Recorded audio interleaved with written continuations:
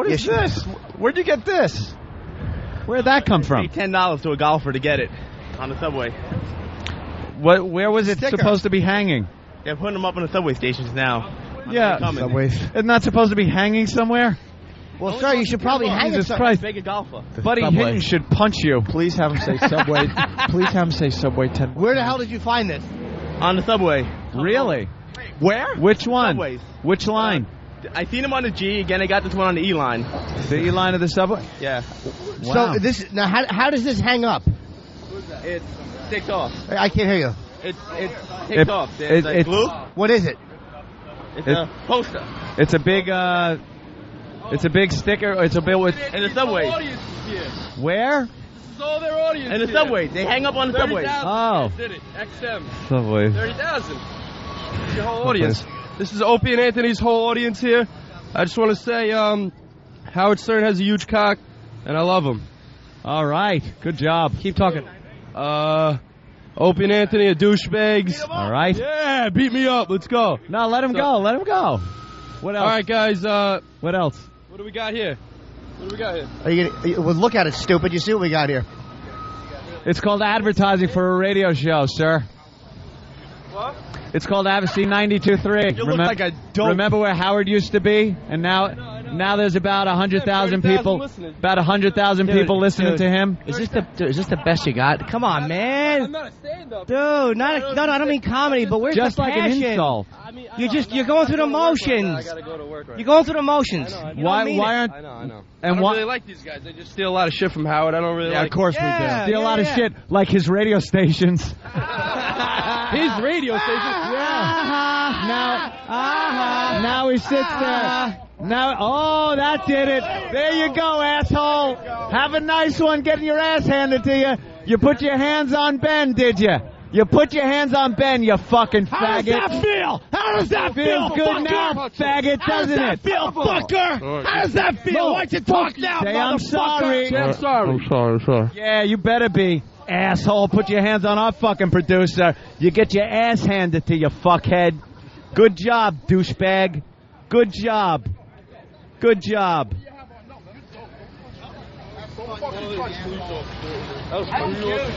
That's good, but you should never. Oh. Spit on my fucking back. You should never right. attack anyone. This guy just spit on me. You should never. Who spit on you? Nobody spit on you, He didn't stupid. spit at you. No one spit on you. Asshole, you want to be a You tough grabbed guy. the producer. This is being a tough guy. You grabbed our I was producer. stating my opinion. That's all I You was grabbed doing. our You are producer, trying asshole. to I'm not trying nothing. There's I'm fucking serious. video of it. You grabbed our producer and pushed him against the wall, you fucking asshole. After he spit That's on what me, you there's did. video He of that didn't too, so- spit on. He didn't spit on. He can't even work up his saliva with all the cocaine he does. Do you have any weapons? No, are you crazy? Okay, I let you up. You give me one problem, you're going down.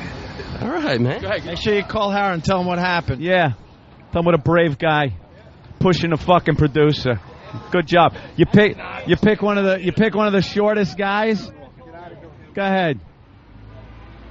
Yeah, you go now. Put him against the wall. Jerk off. All right. Well, that worked out well. Oh, that was the best walk yet. Guy tried to assault Ben. Of all people, Ben. Ben's all hungover. What an ass. I just lost my voice screaming at the Oh, was that fun? I just fucked up my voice. Now the cops just threw him against the wall. I'm not going to be singing. Never seen Poe in action. How was that? No. He's the best. Kenny. Well, Kenny too, man. Kenny Yeah. fucking. They both jumped in. They grabbed him so quickly after he pushed Ben against Yeah, the wall. it really was. Hold on. Where is Ben, by the way? I want to make sure everyone knows Ben didn't do shit. No, Ben didn't do No, anything. Ben didn't do anything. Ben didn't spit on Yeah, anybody. move out of the way of the doorway. Where's Ben? Oh, he's talking to the cops? Ben's talking to the cops. So what? How he said Ben spit on No, his Ben did back. not But the spit thing is, they were face to face. How could Ben spit on him when they're face to face? Nobody spit on the dude. No one believe spit me. on him. He took Ben by the shoulders and threw him against one of the walls of the building, and that's when Kenny and Poe that guy was immobilized in seconds. In a fraction of a second, he was immobilized, apologizing. Yeah, I mean, that was, he did put his hands on Ben, and nobody was going to stop him from talking. It's like, No, stupid I yap. love that he was talking. He was burying It himself. was funny to watch him running out of steam. Hey, well, Howard, I got to go to work. He realized it was a real bad idea. He thought he was going to be all tough, and then he was so intimidated it wasn't even funny. This all your fans? He wanted to rip up that poster, but he didn't have Oh, the he balls certainly to do did. it. He kept looking at it, eyeing it, trying to figure out what the move was. He certainly wanted to rip that one up and try to run or something. Oh, what an ass. That guy looked like an ass on every level. Yeah, he really verbally, was a physically, everything just didn't work out for him. I think he better rethink any plan he has in the future to do something like that. Yeah. He got ripped apart verbally. He wasn't able to verbally spar with anybody. And then when he pushed poor Ben. Ben's hungover today. Let's just be truthful. Yeah. Ben went out drinking last night. He's not at his best. And he gets thrown against the wall by some asshole. God, but to see Poe work like that. Well, Kenny, I got to say, Kenny jumped in first. Kenny jumped in. Oh, Poe had the guy on the ground in one of those hoist Gracie holes. Dude, I felt where bad the for the guy dude. couldn't fucking move. He couldn't move. You know what? If he wanted to. Kenny and Poe have finally bonded, by the way. Oh, my God. You're bonding a little ass kicking. They bonded finally. Because there's been this weird tension between those two. I don't think anymore, man. You see how you understand how badly they can really hurt you if there's a problem. Oh, that was very impressive to watch. He was so... I'm amazed, again, at how completely immobilized he was. The guy didn't have the power to move a pinky. Yeah. And Poe didn't, really hurt him. No, he held put him down. He put him down. The guy was being violent towards Ben. Fucking Ben. Ben is about 100 feet away from us. All I see is him laughing. He's laughing. The guy pushed me. Don't. Kenny and Poe, dude, it was great. Wow, and then Poe was pretty much telling them, having the guy beg for mercy, man. Yeah, so why would you put your hands on somebody? It's just silly. I like when he goes, I'm going to let you up. If you try anything, you're going down again. And the guy's like, all right. It was just funny watching him. I enjoyed watching him verbally run out of steam. Oh, and I fucking... all right, let's go inside. So did Kenny's giving the sign, get inside immediately. There's cops down here and all that. Hairdo. Well, you guys saw a great walk today, I'll tell you that much. Maybe the last walk. I think I know how these things end. And what, Kenny, everything all right? All right, thanks, guys. Disappear. Kenny's telling the listeners to disappear. Disappear. Well, what a walk that was. Well, that's exactly what XM has been worried about since we started the walk. You know, and it's all because of Stephen Lynch and his Broadway show that just makes violence. Spit on that guy. All right, the second half of the O&A show starts in moments. All right. Best walkover ever. That was a good walkover. Video going to be online. What video? Wow. What video? That was some walkover. What video? Pandemonium, ladies and gentlemen. Dude, I totally missed it. I didn't have a mic, so I was joking to him. And he goes, yeah, you can just walk ahead. So I leave you guys, everything's cool, and then I get off the elevator, and the second I walk into the XM studio, all I hear over the thing is, you fucking faggot! You fucking douchebag! Yeah, well, where was you? Where was you? I was looking for you guys. No, you wasn't. Where was you guys? I was looking for you. I finally had a front row. All right, I'm bored with it. Yeah, that was great. I always just miss it. I was right there. That was, like I said, just watching that kung fu in action. I saw him on the ground. I looked out. Remember we were yelling at the janitor? Yeah. I looked down and I just saw two legs immobilized. But no one spit on him. It was like, you dick. Nobody. Nah. I wanted to spit my gum in his face. The green tea. Oh, sorry. Go ahead, Steven. I'm sorry. Green tea bottle, like in slow motion, crashed to the sidewalk. That was unbelievable, man. I feel so alive today. I feel so alive. What a tool. And as much as that sucks for that douchebag to get thrown down like that, you know how badly he could have gotten a beating? How fucking savagely he could have been beaten and raped by all of us? You know, just a bunch of men teaching one man a lesson. Wow. Make a fan out of him yet. Let's go to Kevin in Buffalo. We'll start with Kevin. Kevin, what's up? Hey, I just want to tell you boys that if Howard's one listener would have been listening to Stern on a Friday he doesn't work, none of this would have ever happened. See? Yeah, I guess he's a little pissed off that Howard's not working Fridays anymore, so he has to get into our shit. And then he's like, you guys only have 30,000 listeners. 30,000 listeners on XM. Oh, really? And Jimmy's like, keep talking, asshole. Yeah. Guy just buried himself. And then he's like, I got to get to work. It was just great watching him run out of steam. It was like, because he's so used to, guys like that are so used to getting cut off after 3 lines. Like, go ahead, stupid, talk. Yeah, go ahead. Yap. Whatever you want to say. I only prepared 90 seconds of shit. We're in the middle of Some people get it. I didn't know it was going to be this long. We were in the middle of a pretty cool bit, too, because this guy shows up with a huge Opie and Anthony poster. These posters are going to be on the back of all the buses and in the subways, I guess. So the guy is showing us what it looks like, and he's proud that he paid some black guy for it or something. I don't know. And it turned out we found out he couldn't really say S words, so we were having fun with that. Yep. Just and all of a sudden, this guy say subway. All of a sudden, this guy walks through the crowd and gets right up to us, and then the guy holding the huge poster. I thought he was a listener. I thought he was fucking around at first, and then it was obvious he was a Howard fan. Immediately, I knew what he was. He knew who you guys were. Of course. Yep. No, I knew he that. asked me, he says, is this Opie and Anthony? Oh, okay. So he was scoping us out He again. just wanted something to call in with. Well, call in with that. You know what I did? Call in with that. Yeah. You got thrown down. You got thrown down and completely immobilized. And you apologized. And apologized. Oh, they made him apologize. That was the guy's laying there. So it's like, apologize. He goes, okay, I'm sorry. And he did interrupt us bit, that dope. Yeah. That was fun talking to that guy with the. We tried to get S words. All going. Where was it? Like the 8th time. The guy's like the subway. Within the subway. The subway. We were just having fun. Anthony said, "Buddy Hinton should beat you up." Yeah. What a fucking great line that was. Baby talk. It's a wonder you can't. I didn't even hear that steal line. a poster from a subway. I didn't even hear that line, man. That was a good one. That was unbelievable. What just happened? Oh, he was there. a lisping ass. Man, But he talks dirty. Poe took him down. And, Kenny, Poe. Note to self: never piss Poe off. No. We never really got to see Poe in action. We get to see demonstration, but in action like that. That was a real life situation. Oh, that was a real life situation. And he was on top of it. He does it perfectly too. He didn't fuck up Didn't the guy. hurt the guy. He didn't punch him. He didn't Put him in a fucking strangle. He just immobilized. He made it so that guy could not do anything else but apologize. He just immobilized the only thing the guy had the power to do was say, "I'm sorry." And he patted him down a little bit to make sure he didn't have any weapons in his pocket. He asked him if he had any weapons. The guy just grabbed Ben and threw him against the wall. There was like, Master Poe.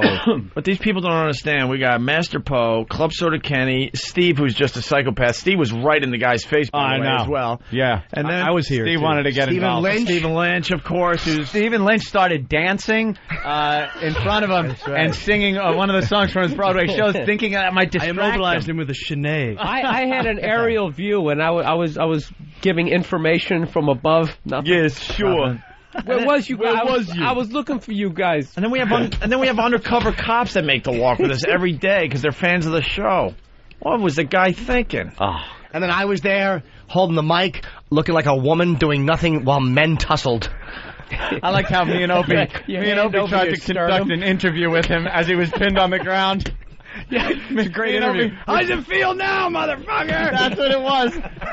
That was our exclusive interview with that asshole. Yeah, this was like watching young Dan Rather all over again. Young Dan Rather at the convention. How does it feel now, motherfucker? The Democratic National Convention. Wait, I really said that. I believe you did. I just clicked off. I may be paraphrasing, but I think I might have given him the good job now, huh? I bet you're feeling like you did a real good job now. Can we got to replay that because I don't even know. It's going to become evident. I got to hear exactly what happened. We got to play it again before we're told not to. The guy was turned into an action hero from the 80s. Yeah. He had like catchphrases and shit. We'll see you in hell, sir. Let's go to Mitch and Went from Opie and Anthony to Tango and Cash. What do you think, Tango? Should we let him go? I don't know, Cash. I don't think so. Let's go to Mitch in Dallas. Mitch? That guy made Poe's year. I think he got really excited. I don't think that was spit on his back. Yeah, those guys aren't even back yet. Ben's not back yet. Steve's not back yet. Club Soda's not back yet. He finally gets to do what he's made Poe to is do. so trained. That guy, you just do not screw with him. You will end up just a mess if he decides it. That guy's life was in Poe's hands right there. That was it. You know, Club Soda Kenny has that extra pistol to put in the victim's hand. What do they call that one? The throwdown? The throwdown, just in case, hey, he didn't have a gun, all right. Keep everybody out of the way. Let me drop this. But the one in the sock. They found weed in his back pocket already. it's like, what? Weed, what? There's coke in your trunk. I didn't drive here. Yeah. It's your car. And taillights out.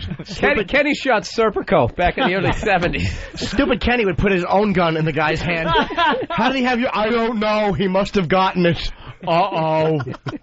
Wow. Yeah, then you shot him with that gun. There was a lot of tussling. Let's go to Nick in Kansas. Nick. Kenny's dumb. He'd plant a wallet or something that made the guy innocent. Yeah. He'd plant a banana. Nick. Yeah, what's up, guys? What's up, Nick? Easily the best walkover ever. You think? Yeah, that one was action-packed. No, I think the marching band was pretty good, too. Yeah, marching band. The guy was just being a jerk-off. He was just being a dick, and it was like, go ahead, talk stupid, and then he started to feel as stupid as he looked. Like, no one cares.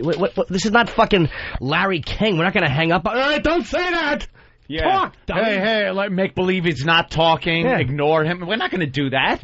You're gonna be able to. Hey, if you got something to say, speak your mind. Go ahead, hang yourself, because that's what he did. He's there with, not, and I'm not sitting here with the pats on everyone's back here, but Jesus Christ, you're confronting people verbally that do it for a living, you asshole. Yeah. We are ruthless to each other.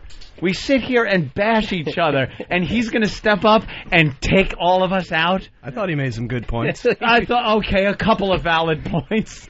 This one was the most valid. Okay, I'm sorry. Okay, you know what he was like? He was like Maury when De Niro had the phone cord around his neck. All right, pal. All right, babe. You got your money tomorrow. You got it. You gonna talk to Club Soda Kenny like that?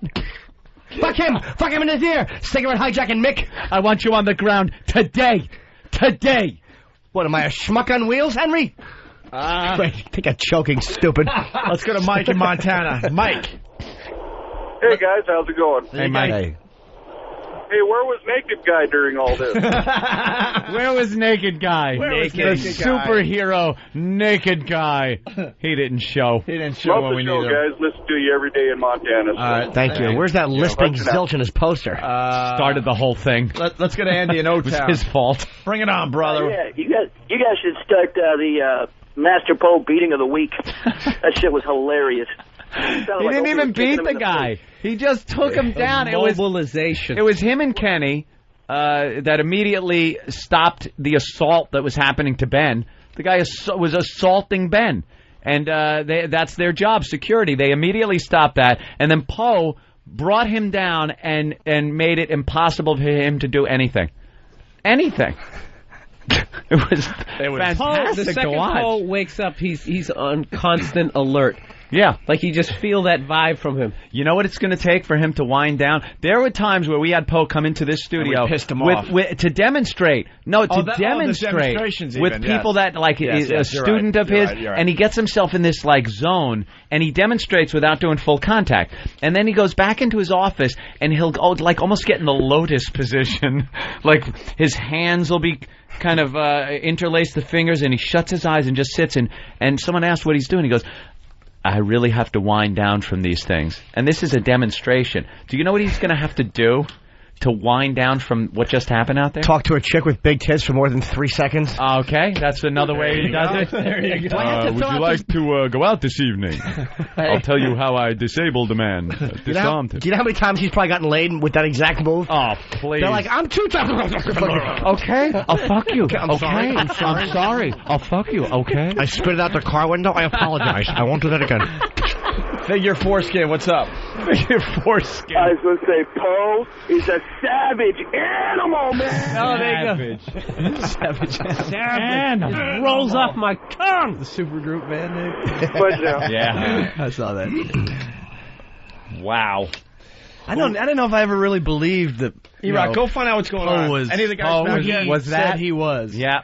And now I believe it. Well, that's what happens a lot of times with the martial arts experts. A lot of people are skeptical up until they just see something like that. I wish you could have played the Karate Kid song as it was happening. That would have been the best. Oh, how great is that? Where is it? I gotta hear it. How funny would it be? I know, I feel unwhole unless I hear that. That poor bastard's probably still picking like pebbles out of the side of his face. Oh, you know it.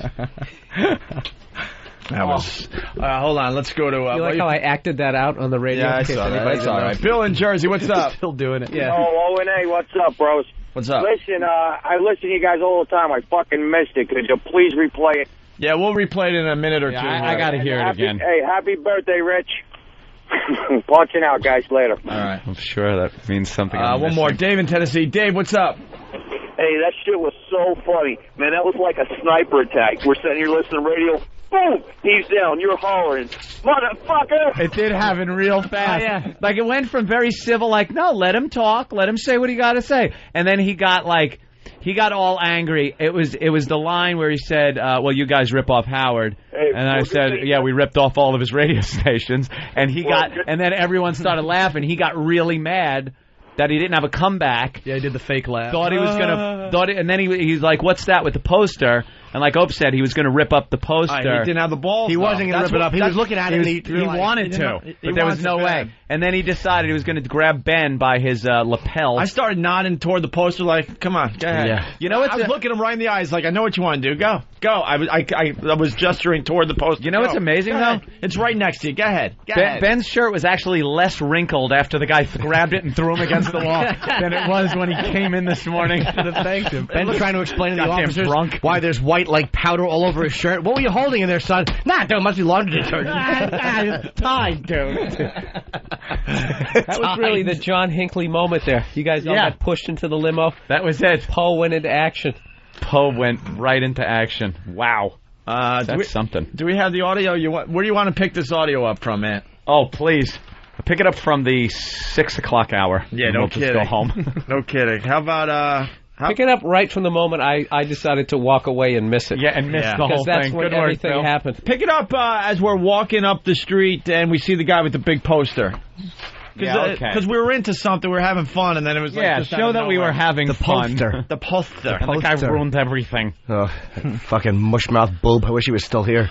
So just in case you missed it, you're just tuning in, well, there's a little problem. I actually walked away when the guy was making the illegal three-point turn, and that was the energy, and I was just like, okay. You thought that was going to be it. They're yelling at people in traffic.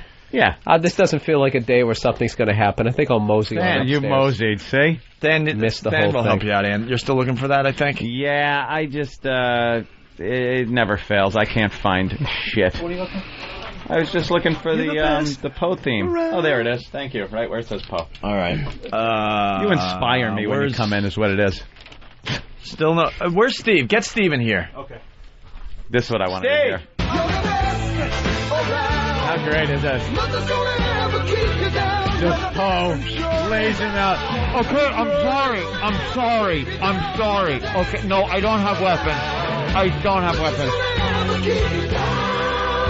He went into the crane position. I've seen people get their ass kicked, but I've never seen anybody have to apologize over the radio after getting this shit kicked out of It's them. because me and Opie had mics in his face, and it was like, apologize, you asshole. Did I?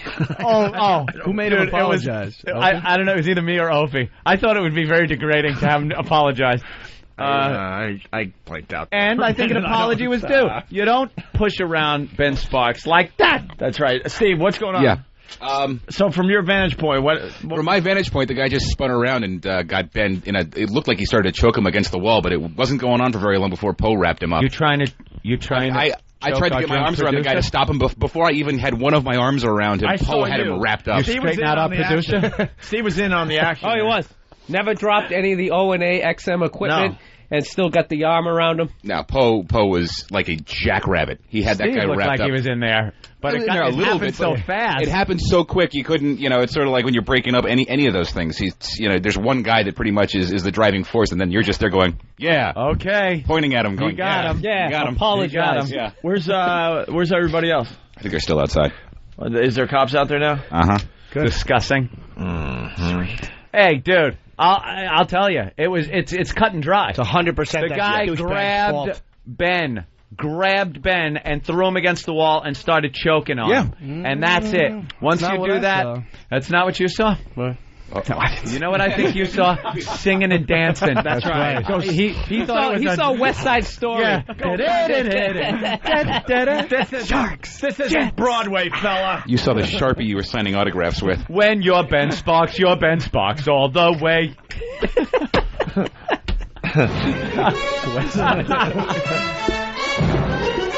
They got Ben dancing down the street. That dude just twitching. It's a new dance, new Broadway dance. Is him the Herc jerk.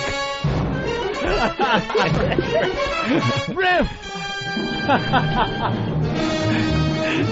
Yeah, how come it never works like this with a musical soundtrack? Exactly what happened. Unbelievable. Still going on though. The drama continues. What? They're just talking. If the guy, you can see outside the window? Yeah, the guy's standing there. He's kind of rubbing his neck. Sure he is. He's standing. He's fine. He's gonna leave a mark. He'll make a big deal out of it. But you know what, douchebag? You shot your mouth off. You were getting embarrassed because nobody gave a fuck. Yep. And then for whatever reason, you got set off and fucking you threw Ben up against the wall and you got smacked. Yep. Take it. Shut your fucking face. Take it. He martyred himself for the Stern cause. Yeah. Oh, look at that. A martyr. Like Howie gives a shit. He's gonna love me for this one. Oh boy, he's gonna call up. This will be his call. Yeah, Howard. Yeah, you're on the air. Yeah, yesterday, O&A were doing the walk, and I said, click. Wait. All right, let's move on to something else, Wait, is Robin. this guy calling Howard in the Hamptons because he's not even working today? Oh, that's true. He doesn't work Fridays because he cares that much about what he does. Dude, Friday, like over there, click. All right, let's move on to other things. Let me tell you who I saw in the Hamptons. When I was out there, let me tell you what happened. Me and Beth. Like the guy thinks it's going to be a big thing. Well, it might be a big thing, actually. Well, yeah, but not his phone call. Yeah, you know, we'll see what happens. I don't think the media listens to the show. It should be okay. Hey, you want to listen back to the audio? I want to hear this. Yes. I want to hear this. So I think this is where we're walking and we come upon the guy with the big Opie and Anthony poster that's going to be on the back of the buses here in New York. What is this? Where'd you get this? Where'd that come from? $10 to a golfer to get it on the subway. Where was it supposed to be hanging? They're putting them up on the subway stations now. Yeah, subways. It's not supposed to be hanging somewhere? Well, sir, you should probably hang it. Jesus Christ. Make a golfer. Buddy Hinton should punch you. Please have him say subway. Please have him say subway 10. Where the hell did you find this? On the subway. Really? Jimmy jumped Where? right in. Which one? Subways. Which line? I seen them on the G. Again, I got this one on the E line. The E line of the subway? Yeah. Wow. So this now, how does this hang up? It takes off. I can't hear you. It takes off. There's like glue. What is it? It's a poster. It's a big it's a big sticker. It's a bill with In the subway. where? Okay.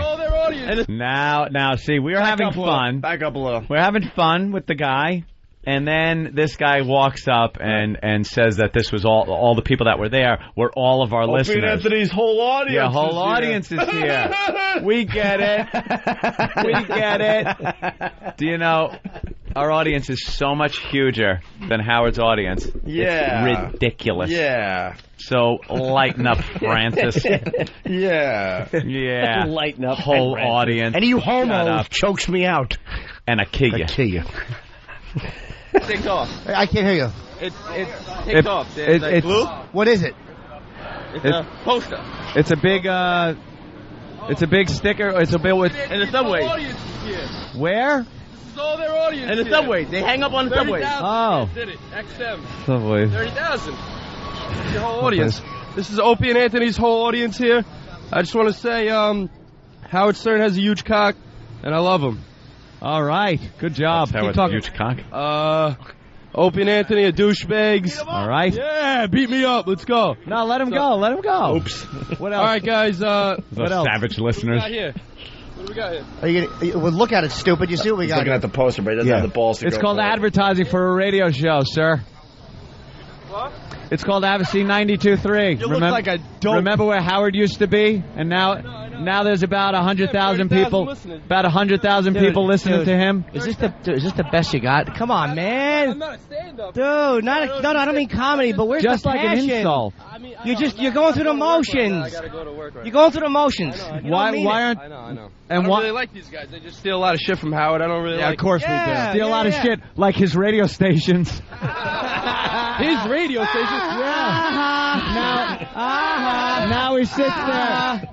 Oh, that did it. There you go, asshole. Have a nice one getting your ass handed to you.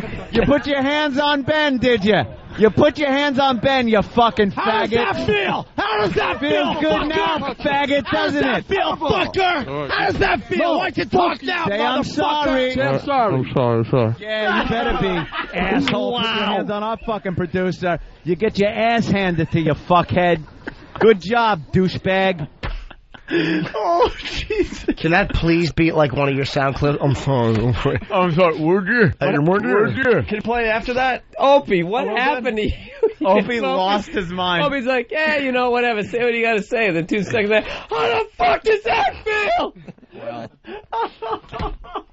That was great. Apologize. I'm sorry. I'm sorry. That's what it sounds like when half your mouth is buried in a sidewalk. Yep. That's exactly what it sounds like. Wow. I looked at it from up here. Did you ever play Grand Theft Auto? You know when you had the aerial view of beating somebody with the bat? That's what it looked like. It was Master Poe. Oh yeah, when you drove through the Italian neighborhood, that's what he looked like. You remember that? You could never get through the mob part, and they'd shoot you with the shotgun. That's what Poe looked like. Well, we got a little more to add to this. Okay, let's go back. That's good, but you should never. Spit on my fucking back. You should never attack anyone. This guy just spit on me. You should never. Who spit on you? Nobody spit on you, He stupid. didn't spit at you. No one spit on you. Asshole, you want to be a You tough grabbed guy. the producer. This is being a tough guy. You grabbed our I was producer. reading my opinion. That's all I You was grabbed doing. our producer, asshole. I'm not trying nothing. There's fucking video of it. You grabbed our producer and pushed him against the wall, you fucking asshole. After he spit That's on what me, you there's did. video He of that didn't too, so- spit on. He didn't spit on. He can't even work up some saliva with all the cocaine he does. No, are you crazy? I let you up. You give me one problem, you're going down. All right, man. Go ahead. So you call him and tell him what happened. Yeah. Tell him what a brave guy. There you go. Wow. I say you guys won that round. Let's go to Johnny on Long That Island. was hysterical. Johnny. Hey, what's going on, guys? I just want to tell you how scripted the show sounded today. Script. Yeah. Yeah, that guy was guys. All right. that guy was a plant. A plan. Yeah, people are discussing if this show's scripted.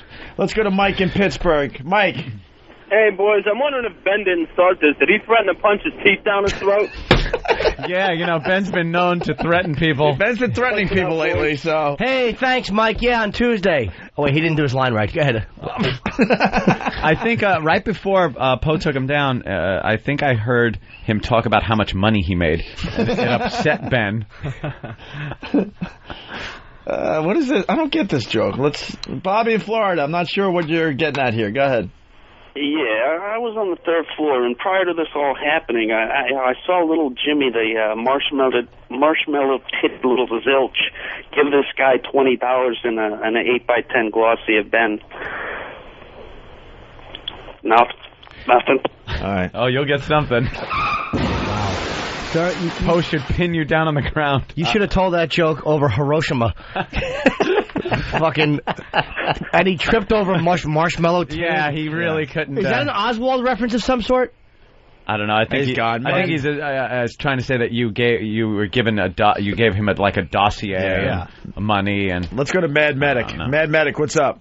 Hey, I was just wondering, does this guy now qualify for 72 virgins? Yeah, he martyred himself for the cause. Craig in Arizona. Craig. Hey guys, what's up? What's up?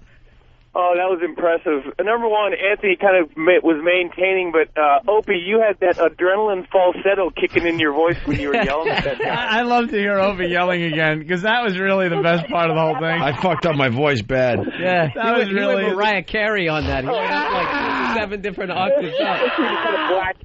And you know it was serious when you're kind of blacking out and don't remember yelling. Well, I'll be the first to admit I'm not stable. That's me.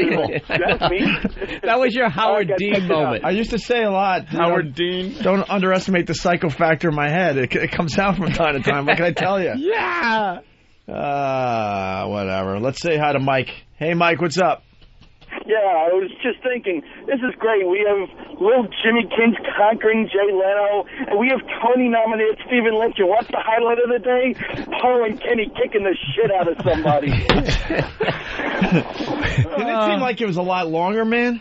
It always does. Things go into slow motion. God, it was seconds. You listen to the audio back. It was only like not even a second. He had him down. Happened real fast. Let's say hi to Mike in Jersey. Mikey! I needed his help, too. Hey there, Mike. He just said he got his tickets for the comedy show. Oh, good. Let's not forget. They're on sale. The Opie and Anthony Traveling Virus, the comedy event of 2006. Tickets went on sale at 9 o'clock this morning through Ticketmaster. All right, we got 3 shows so far. I don't feel like doing the lineups. We can promote it this way. Go to opieandanthony.com to see the lineups for the August 5th show in Worcester in Boston, for the August 26th show at the PNC Bank Art Center in Jersey, and for the September 9th show down there in Philly, actually in Camden, across the river. I like the fact we have a lot of time in between each show, too, just to relax and collect ourselves. Yeah, we might have to add a couple other shows in between there. You never know. Tickets on sale now through Ticketmaster. If you need the lineups, go to opieandanthony.com. We should only do comedy clubs with 400 seats and charge like $1,500 a ticket. We're all lazy. We want to do 10 minutes each. Let's go to John in New York. John? Hey, guys. Great show. Hey, John. You missed the line of the day, though, I think. Huh. You could have told the kid to go get his fucking shine box. Oh. Well, we show him a poster right away. He's getting fucking fresh. Fucking fresh. None of us What's that, boys? Paul ought to teach that kid some manners. Yeah, teach his kid some fucking manners. He don't mean no disrespect. Can we go to break with that audio one more time? Yeah, I gotta hear that. Gotta hear it. I can already say before the end of the show, what did I learn today? Yeah. Never walk away during the fucking walk. No. Honestly, there was nobody out there. I can't believe I fucking missed it. Yeah, we'll do it from the guy with the You'd list. love that. I was right there, love that too. up close. The first time I never see stuff close. No. You ever see a head come apart like that? Apart like that. He was close. Come on, do it for Manny. He was closest to Jimmy. Jimmy Sal. was sharing a mic with the guy. Yeah, let him talk. And then all of a sudden, he turned around, and Ben didn't do a fucking thing. No. Ben really didn't. I mean, I saw Ben's dumb face. He didn't fucking spit on the dude. Ben's not aggressive like that, dude. I agree. He's not going to spit on anybody. You do look at Ben and want to hit him. You can't not. But Ben was all sluggish and tired. Ben didn't do a fucking thing to this guy. Well, and this guy just had an ego bruising because he was bombing. Yep. He's making an ass out of himself. Nobody gave a fuck. Thought it was going to be a big moment. When you guys were all going, that's what got him. That got him. That got him. Yeah, when everyone started laughing, and then he started trying to talk back, and we all were going, Maybe that's mature like. Maybe you could see the flip switch in his head. Yeah. Maybe that's what Ben did. Maybe he laughed at him and then fuck whatever the fuck the guy. Maybe the guy thought he was another fan and didn't know he was a producer and thought it would be okay to fucking shove him. Yeah. Oops, wrong person. Move, silly goose. Wedding singer star involved in melee on 57th Street. Yes. Wedding singer star, but involved in gay bashing. But he danced his way out of it. Yes, Anthony did call him a faggot. I don't know. They're going to call him in and they're going to have like that whole conversation where you, as a star of the show, you really have to think about who you're hanging out with. Who you surround yourself with. Point out in your contract. But they'll be going, we understand you had a relationship with these people beforehand, but you just got to give it some thought whether these are the people you now want to still align yourself with. A little known fact. You're in a new job now, a new career ahead of you. It's not a time to look to the past. A little known fact, right. Stephen Lynch distracted him by doing jazz hands. Yeah. He was doing Fosse. He was throwing some Fosse at him. Come on, my baby. Come on, my darling. Over here. And Lewis Black right now is going, bleh, bleh, I'm glad I stayed away from those guys. Yeah, no. Stay away. Lewis, whatever. Tom in Connecticut, what's up? Hey, how you guys doing? Hey, Tom. Hey, you got to make a ringtone out of that punk fan. I'm sorry. The I'm sorry is hysterical. The best part. It is the best part. It's one of the greatest. And I know what XM's going to do. We want to continue doing the walk. I'm telling you right now. Oh, and by the way, you may have heard the end of the walk. No, absolutely not. We're not stopping the walk. It's got to be West Side Story because then there'll be 10 Stern fans. Yeah. We And could a do random, what they did. random Bob Edwards fan. We could start a new Guardian Angels program. Get the just for the walk. Get the ONA pests out there in their awful freaking uniforms. They gotta wear berets and vests. I gotta admit, if I'm ever gonna take a karate class, I think I gotta go with Poe. Gotta go with Poe now. You gotta go That was with one Poe. of the best endorsements for his dojo ever. Exactly. What if it is a war now? And I mean, what if more people keep showing up? You know what? I want to go to break, but now the observations are coming in. Gorger, it looks like, from Michigan.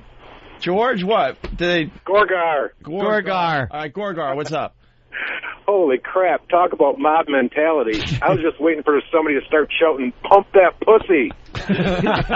I gotta tell, this guy speaks the truth. They had pitchforks and torches. You see the Let's go, college boy. You're next. You see the videos on TV, you're like, oh, the one guy's taking care of the situation. Why 5, 6 guys have to kick the kid in the head? Yeah. You never understand when you see those videos. Well, that was good, too. Like, everybody was kept at bay. Dude, like, it wasn't one of those situations where, you know, a crowd is going to come over and start kicking him in the head. It was handled. It was handled the way it should have been handled. He was thrown down. With the exact amount of force necessary to keep him from assaulting our stupid producer. Poe and Kenny didn't throw a punch at him. Nope. You know, no one. He was immobilized. Pete Populardo, is this the real Pete Populardo? This is me, guys. All right. Pete, what's going on? Why are you calling the show? I just wanted to let you know, obviously you guys know we went on sale at 9 o'clock this morning, and the ticket sales are huge. I mean, we're talking about having to open up more Boston. More what? Having to open up more seats in Boston and Philly already. Wow. We didn't put lawn seats on sale yet because we wanted to see how they sold, and they're blowing out pretty quick. We're going to sell out the pavilions in both those places today. Nice. All right, good. So what are you saying, that we should quit promoting it? Because Pete hates a fast sellout. That's one thing Pete hates. Yeah, Pete hates that. Wait, how many seats today? 18. You got about 6,700 in Philly in Boston and in Philly and New York to get through. We're about 3/4 of the way through those already. We sold 3,000 tickets in the first 15 minutes in each of those cities. Holy shit! Wow, all those fans out on the sidewalk. I guess that was all of our fans out there. Wow. Almost all our fans have bought comedy tickets. Jeez, damn. You don't understand what happens when you put Norton on the bill. Right. You fucking get ticket sales. Hey, buy a ticket. Comments, Bill. Or Master Poe will punch you. Tonight Show's Jimmy Norton. Worcester's doing well, but you guys got to kick your Boston fans in the ass. Boston? Why? Are they fucking up? No, they're a little slower than Philly and New York. Well, Dan in Boston's saying the Boston show's selling fast as well. All right, Dan. Hey, come on, Bill. Talk to your people. No, it is selling fast. We're probably about somewhere between 4,000 and 5,000 tickets in Boston in New York and Philly. And we're probably about 25 to 3 in Boston already. Right, I'll help. Go Your Sox. Boston fans are a little low. I'm a Sox fan now. That's right. Whites only at this show in Boston. White people only. Watch that red sold out sign fucking pop up. Animals in Boston. Well, there you go, guys. Fucking hypocrites. The truth of the matter. Hey, come on. Oh, Bill, I'm teasing. I don't. Wow, that's great news, Pete. Give us another There you update go. before the end of the show today. Liberal New Jersey. All right, thank you. Let's go to Dan in I never Boston. heard Pete on the radio before. I know. He has he the stinks. the fucking pizzazz of an anal tumor. He needs to be choked. Guys, you're right. Doing ticket counts. His fucking phone is fading out. Pete stinks on the air. He needs to. His own phone is hanging up on him. Oh, it's just awful. Guys, you got to do it. We're going to open lawn seats. Yeah. Wow, let's put that to music. He needs to go 2 seconds with Master Poe. The next time Pete calls his radio show, I hope Poe chokes him. Yeah, let's go to Chris in West He has to Virginia. apologize. I'm sorry. Sorry for calling in. Chris, what's up? Hey, what's up, boys? Hey. Hey, me and my buddies got tickets for the Philly show. Did ya? We're going to make a weekend out of it. We're going to go to the Philly show and then end up in Atlantic City. Awesome, man. Oh, cool. Thanks. Have fun. We'll Yeah, see good you luck. Philly. I hear there's something that you can't hear in the tape, but you got to listen real closely. After he apologizes, he goes, more importantly. Yeah, trying to get out of it. Let's go to Joe in Chicago. Joe. What's that for? What's that from? Oh, you were out in Hollywood Yeah, with you your were doing friends. Hollywood. Kate and I were missed an talking. inside joke. Joe. How you doing, boys? More importantly, Joe, guy, like- you were Quickly, doing the Hold night on, show. Joe. Hold on. Quickly, Joe. Yeah, let me just explain, because it really is one of those things that you would have enjoyed had you been here. It was a guy calling up and he bombed. He bombed at something. And instead of just taking his bomb, he goes, more importantly, and started talking about something like that, like what he just said. No, he lied. Yeah, he lied is what it It was. was whatever. Say I make it simple. I said my name's Bill. And he goes, actually, your name isn't Bill. And I go, no, actually, it is Bill. And he goes, well, more importantly, he just continued on with this. So it completely blows off what you just said and the controversy of what had just happened. He wanted to wipe the slate clean of his bomb. And more importantly seems to be more importantly.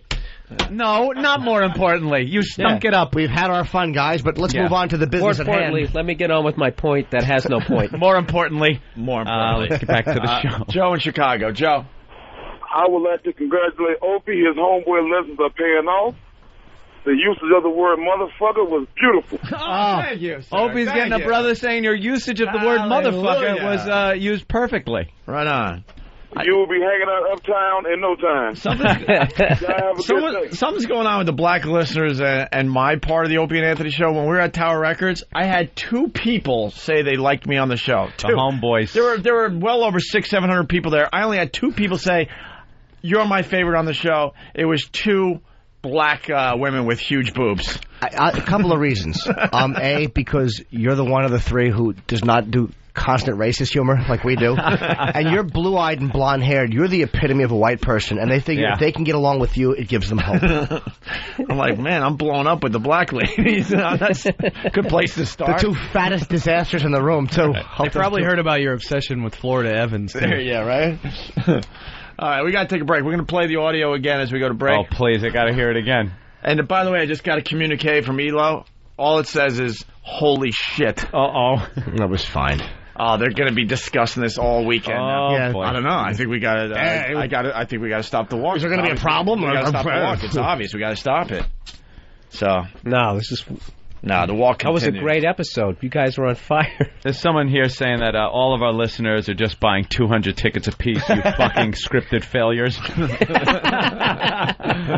All right. Well, we had a little problem in the walkover if you're just tuning in. I think a lot of people are listening right now because they heard about it already. Here it is as it went down. What is this? Where'd you get this? Where'd that come from? Paid $10 to a golfer to get it on the subway. Where was it supposed to be hanging? They're putting them up on the subway stations now. Subways. Isn't that supposed to be hanging somewhere? Well, sir, you should probably hang it. Jesus Christ. Make a golfer. Buddy Hinton should punch you. Please have him say Subway. Please have him say Subway 10. Where the hell did you find this? On the subway. Really? Where? Which one? Subways. Which line? I seen him on the G. Again, I got this one on the E line. The E line of the subway? Yeah. Wow. So now, how does this hang up? It's takes off. I can't hear you. It takes off. There's like glue. What is it? It's a poster. It's a big sticker. It's a bill with. In the subway. Where? This is all their audience. In the subway. They hang up on the subway. Oh. Did it. XM. Subway. 30,000. It's your whole audience. This is Opie and Anthony's whole audience here. I just want to say, Howard Stern has a huge cock, and I love him. All right. Good job. Keep talking. Opie and Anthony are douchebags. All right. Yeah, beat me up. Let's go. No, let him go. Let him go. What else? All right, guys. What else? What do we got here? Well, look at it, stupid. You see what we got here? It's called advertising for a radio show, sir. What? It's called ABC 92.3. You look like a dope. Remember where Howard used to be? And now there's about 100,000 people. About 100,000 people listening to him. Is this the best you got? Come on, man. I'm not a stand-up. Dude, no, I don't mean comedy, but where's just the like passion? an insult. You're going through the motions. I gotta go to work right You're going through the motions. Why aren't? I know. And I don't really like these guys. They just steal a lot of shit from Howard. I don't really like. Of course we do. Steal a lot of shit, like his radio stations. His radio station. Now he sits there. Now, that did it. There you go, asshole. Have a nice one getting your ass handed to you. You put your hands on Ben, did you? You put your hands on Ben, you fucking faggot. How does that feel? How does that feel? Feels good fucker? now, faggot, doesn't it? Feel, fucker? How does that feel? Why don't you talk now, Say I'm sorry. Say I'm sorry. I'm sorry. Yeah, you better be. Asshole, put your hands on our fucking producer. You get your ass handed to you, fuckhead. Good job, douchebag. Good job. Good job. That's good, but you should never. Oh! He spit on my fucking back. You should never all right? attack anyone. This guy just spit on me. You should never. Who spit on you? Nobody spit on you, He didn't stupid. spit at you. No one spit on you. Asshole, you want to be You a tough grabbed guy. the producer. This is being a tough guy. You grabbed our I was producer. reading my opinion. That's all You I was grabbed doing. our producer, Try asshole. anything, I'm not trying nothing. Mike. There's I'm fucking serious. video of it. You grabbed our producer and pushed him against the wall, you fucking asshole. After he spit That's on what me, you there's did. video He of that didn't too, so- spit on. He didn't spit on. He can't even work up his saliva with all the cocaine he does. Do you have any weapons? No, are you crazy? Okay, I let you up. But you give me one problem, you're going down. All right, man. Go ahead. Make sure you call Howard and tell him what happened. Yeah. Oh, what? The incident? No way. It says the incident is made allaccess.com. How does that happen? No. Go to allaccess.com. There ain't no way. What? fast. What? You know it's on YouTube already. What? It's, of course, on the New York radio message board. Is it really? Somebody picked up on the fact, I didn't even think of that. That kid said, Howard Stern has a huge cock and I love him. Yeah, well, that was the call. That was the battle cry of the guy outside. Wait, see, All we're right. trying to do more material, and we can't. Well, I want to hear the Britney stuff. Yeah, we will. Where's that? When you're Is crying Daddy Britney. fine in the clip? He might have to reburn it real quick. Oh, he's going to reburn it. Why? These are all new clips? Yes. Oh, okay. Tell Danny to speed it up before he gets a backhand across his face. No, we. Love to slap Danny. Well, now we're distracted. Go to net news or something like that. I'm aight. Smack his dumb face. Shoot. When is this guy calling in? Someone asked, can O&A ever stay out of trouble? And people were like, "It's what trouble? The producer was grabbed What are you Yeah, talking? stop blaming the victim. And where's that? on New York radio." I'll go to New York message radio, board. then. I can't find anything. No, do this. All access. All right. Yeah. Anything we do. Anything we're involved in. Stern fan O&A scuffle on the walk from Free FM to XM. A Stern fan started mouthing off to O&A and their fans that were following them. The Stern fan grabbed O&A's producer Ben and was taken down to the ground by security. All this was broadcast live on their XM show. Police are now involved. Can these two ever stay out of trouble? These two handled themselves very well, as did the fucking security and everybody else. No Right. one stomped the guy. Well, imagine if that was Hot 97, he would have had fucking, his teeth would have been kicked out, he would have been shot. No kidding. That's true. This is what happens with, this is what happens with white stations. There's a scuffle, security takes somebody down and holds them there and says, "You're gonna behave." That's what happens. There's Not no fucking hip-hop gunfire. wars, no one gets shot, no lives have been threatened. Just the Gunfire. guy's a douche, he gets out of hand, he gets thrown down, that's the end of it. Can these two ever stay out of trouble? Hold on. From what you said, they were walking and a Stern fan grabbed their producer. So how is that their fault or them being in trouble? It seems like the Stern fan is the one who caused the incident from what you wrote. Okay. He just couldn't handle being laughed at like that, and that's what was happening. Yeah, that kind of got him a little It's like, dude, upset. we're not going to get angry about that stuff. It's not Larry King, We need 1991. an No one update. gives a shit. And then another one. That's a stupid question. How are O&A in trouble when some idiot on the street assaults their producer? When Stern was accosted on the street several months ago and it made all the papers, did you comment that he was in trouble? Here's I think the. Oh, sorry. Here's the all access. Howard Stern fan allegedly, they used the words allegedly and stuff, allegedly grabbed and pushed Opie and Anthony executive producer Ben Sparks against the wall during O&A's daily Walkover Friday between the show's FM and XM studios. The fan, who initially was permitted to say pro-Stern, anti-O&A comments on the air, but ran out of things to say, claimed that Sparks spat on him. A claim denied by Sparks and O&A, who noted that the incident was caught on tape. The Stern fan was subdued by security guard Master Poe. Anthony Cumia's comments on Poe: "You do not screw with him." And comic policeman security guard John Clubsoda Kenny Fetter. Get out of here. That's what it says. While Opie stuck the microphone in the man's face and profanely demanded and received an apology. The incident was the first case of the walkover being interrupted by a Stern fan since O&A began terrestrial radio crossover April 26th. Best walkover ever, Opie producer pronounced once the crew made it to the XM How studio. accurate is that, though? The guy was permitted to say what he wanted on the air, and he was. Oh, yeah, we were. He was permitted. You're not gonna, no one's going to fucking cry about it here. He ran out of gas. Run out of steam, stupid. Go ahead. Wow. Yap until you fucking sputter. Oh, boy.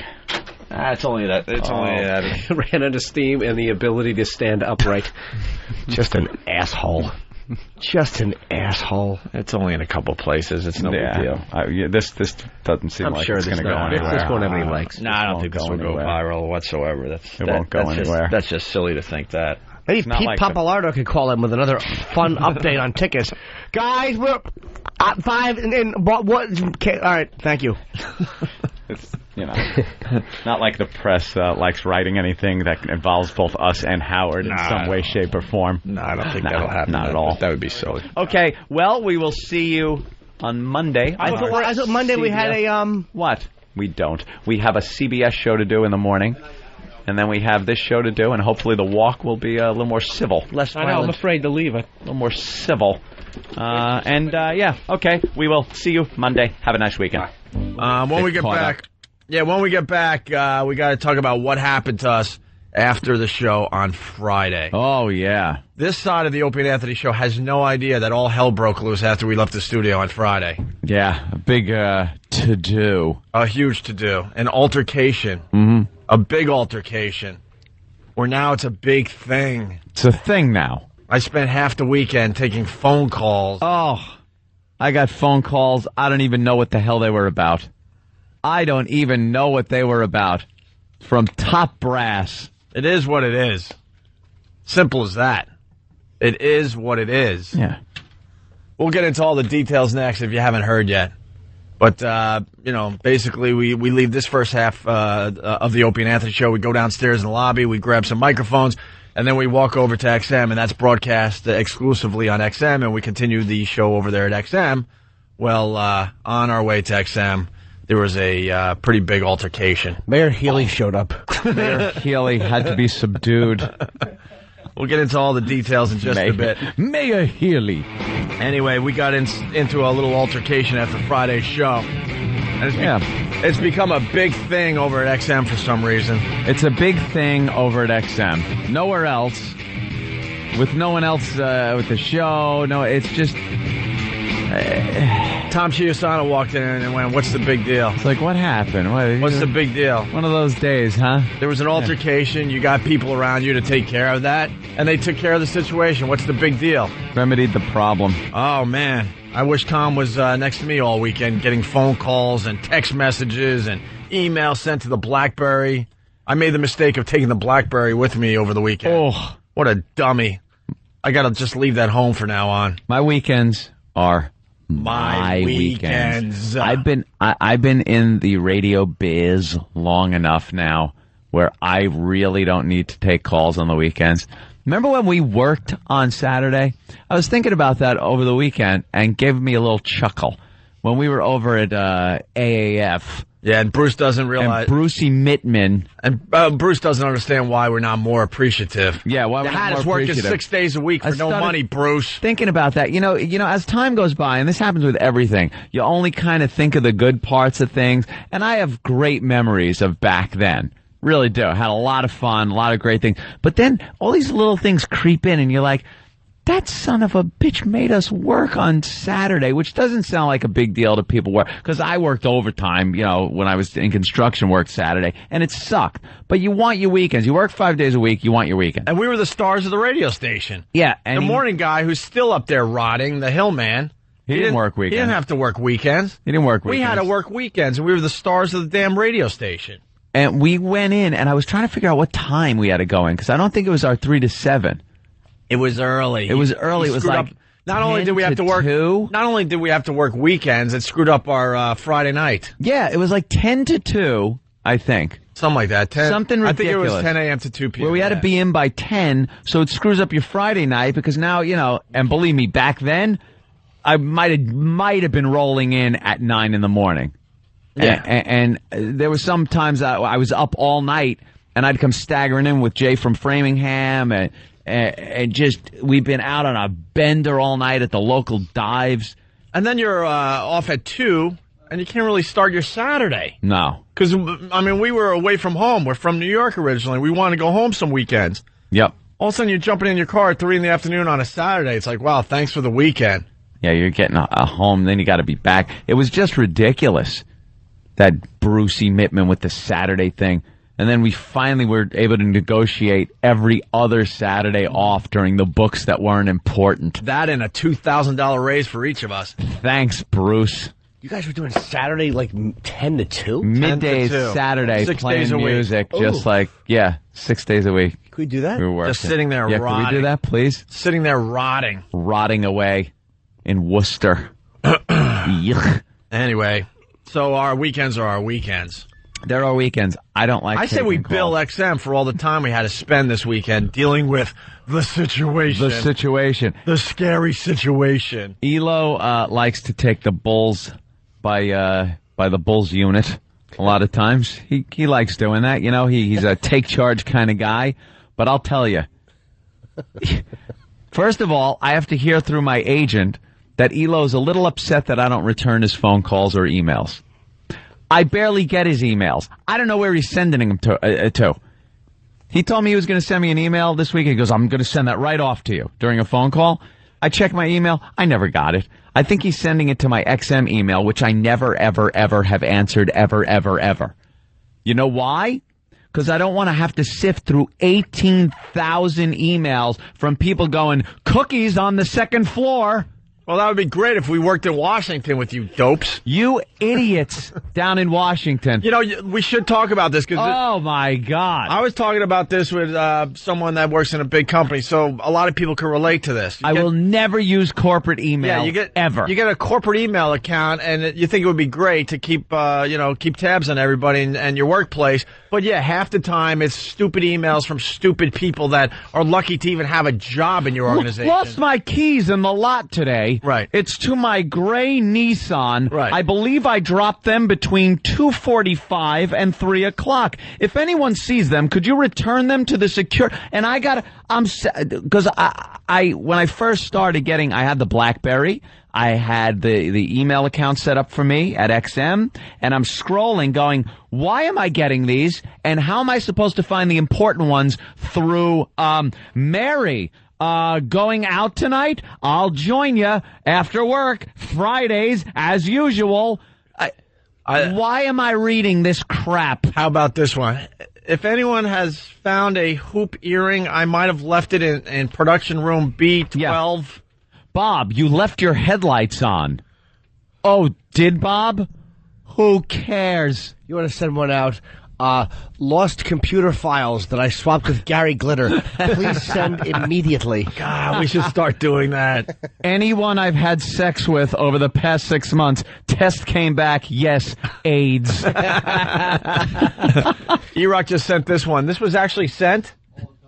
Just a corporate email that just says, it's a boy. Oh, who cares? Who gives a crap? Who cares? Who Logan got caught sleeping with. So your wife spit one out. Who cares? You think you're the only one that's spitting out a child? No one cares except you and your family. It's got a fat tongue and a mo haircut. Congrats. It's an embarrassment. Of course, it'll be a medal winner. They all win medals. It's a yuck. It's a yuck. If anyone has found my hoop earring, who cares? You broads are lucky to be in radio. Stop messing up our corporate email, because the broads are the worst. The broads are the worst. Chatty Cathys. You know, they're chatty Cathys to begin with, and then you give them a BlackBerry where they have access to the entire company's email. Now they can meet you in the cafeteria. What's for lunch today? I don't know. I'm on the low-carb diet. Who cares, fatty? Who cares? They try to be funny. Oh, little jokes. I'm being handed actual emails. Oh, yeah, he's going through them right now. That goes to the entire company. Anyone have Little Mermaid on DVD? I need it for production. Fired! Right there. If Elo, instead of calling me at 9:30 on a Saturday night when I'm trying to watch the Da Vinci Code, okay, I don't know how it got to my house, but it got there. Instead of that, go through your email. You better not admit that, by the way. The lawyers will have to discuss that for hours with situation. You. Please. Anytime you see an email that says anything like that, what was that one? That last one? The mermaid? Looking for the Little Mermaid? Looking for the Little Mermaid. If you see that, Elo, fire that person. Can't you decide who you want your emails from? Like, can't you say, I will only accept emails from this, so you'll only get corporate emails that involve you? I have no idea. Why should you have to? Why should I have to figure out buttons like that? Is this a real corporate. Massages on Thursday? Who the hell is giving massages on Thursday? Asian, Eric Logan. They have massage therapists. Full release. But it's only in D.C. They have a massage therapist that comes into the compound down there every Thursday? Dude, they got a gym down there, remember? Yeah. Well, that's cool. So you don't check your XM email because of this. So and I don't blame you. I never check it, but everybody else knows. I've given every important person my personal email that I use that everybody uses for me, and that's what I use. What is it? Oh, shut up. It is fun though when you get the email. Blah blah is no longer with the company. We wish him well, but if you see him in the building, call security. Call security immediately. Bob Bradley is no longer with XM. And it's always he's moving on to bigger opportunities or whatever. Due to it's always this mutual thing. He's decided to go in another direction. If you see Bob in the building, please phone security at 3:05. Right. It's like he's a great guy. We love him. He left on his own accord, but he will be maced and his hair will be tousled, and he'll have bruises on his forehead like a dopey mayor. Why don't they just send out an honest one? The cancer that was Bob Schwartz has been cut free from the XM lung. You can't do that in this stupid corporate world. All albatross is gone. I'm never honest. Just a bunch of corporate BS all the time. Mr. Suggestions belong in a baby diaper has finally been sent packing. Good riddance. So if you see him, say good riddance to bad rubbish. So does he have your private email or what? I don't know. Sometimes I get emails from him. Yeah. But then I think after maybe a couple of shots, he forgets my email and sends it to the corporate one. So I never got his email about what he was calling about, which was, the situation. The situation. Now, I'm watching the Da Vinci Code, and it's one of those movies you kind of gotta really keep up on.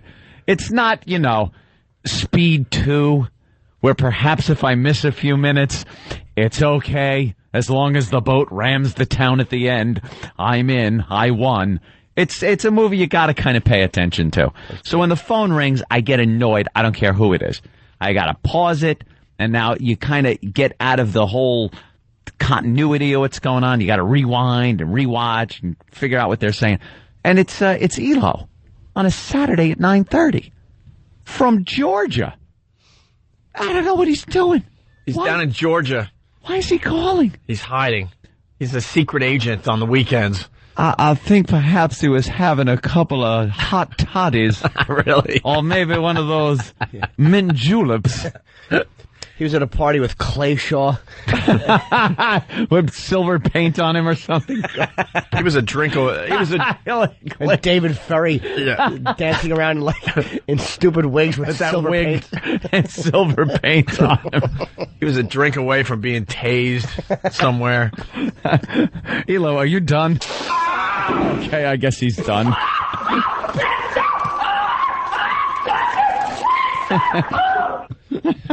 He was actually a Klansman. He goes down to march. No one could see me under the hood. Yeah, so he called me up, and it was always just he was talking about the situation. Was he in the situation room? I think he was in the situation room with Wolf Blitzer. He probably had a huge table in front of him and one of those big pointy sticks. Dude, pointing at stuff like Hitler with the map. Just where are my generals? See, this is where the situation got out of hand, and we need to do a better job next time this happens. Patting little children on the cheek. I wish I had a whole division of DJs like you. Little Lieberkinds. Lieberkind. Whatever they're called. Kinder. Whatever. Nazis. I don't know. So basically, you had to live the Da Vinci Code is what you're getting at. Yeah. You were watching the Da Vinci Code, but then Elo called you, because I know what you're going to say. All of a sudden, you have to now live the Da Vinci Code and figure out the whole puzzle that was the situation. Yeah, because the situation, as it played out, is what it is. And we'll explain it. But Elo, being brass, doesn't want to say anything, which I guess, that's what brass does. It's called plausible deniability. In any situation, the upper echelon always wants plausible deniability, so they can detach themselves from a situation. So as Elo is trying to explain to me the situation, he didn't want to explain in any detail so he can later, if he ever had to, say, I didn't know nothing. So it's like in code. He's talking in this code that I'm trying to watch the Da Vinci Code, and I'm getting, FedEx little boxes with rolly things on it filled with vinegar to disintegrate notes. I'm getting coded messages that I have to write down. I want to reach for the phone and choke him. Do you know what you do? Here's how you stop that. You go, look, dude, I can't. Can you speak up? The tape is not getting any of this. Is this being taped? Are you on a cellular phone? I don't know you. Prank caller, prank caller, prank caller. That one. It's just fiction. Yeah, very nice. It's just ridiculous. Lance, she's dying on me, Lance. Is this a cell phone? I don't know you, prank caller. Prank caller, prank caller. Love that one. He comes pulling up on the lawn.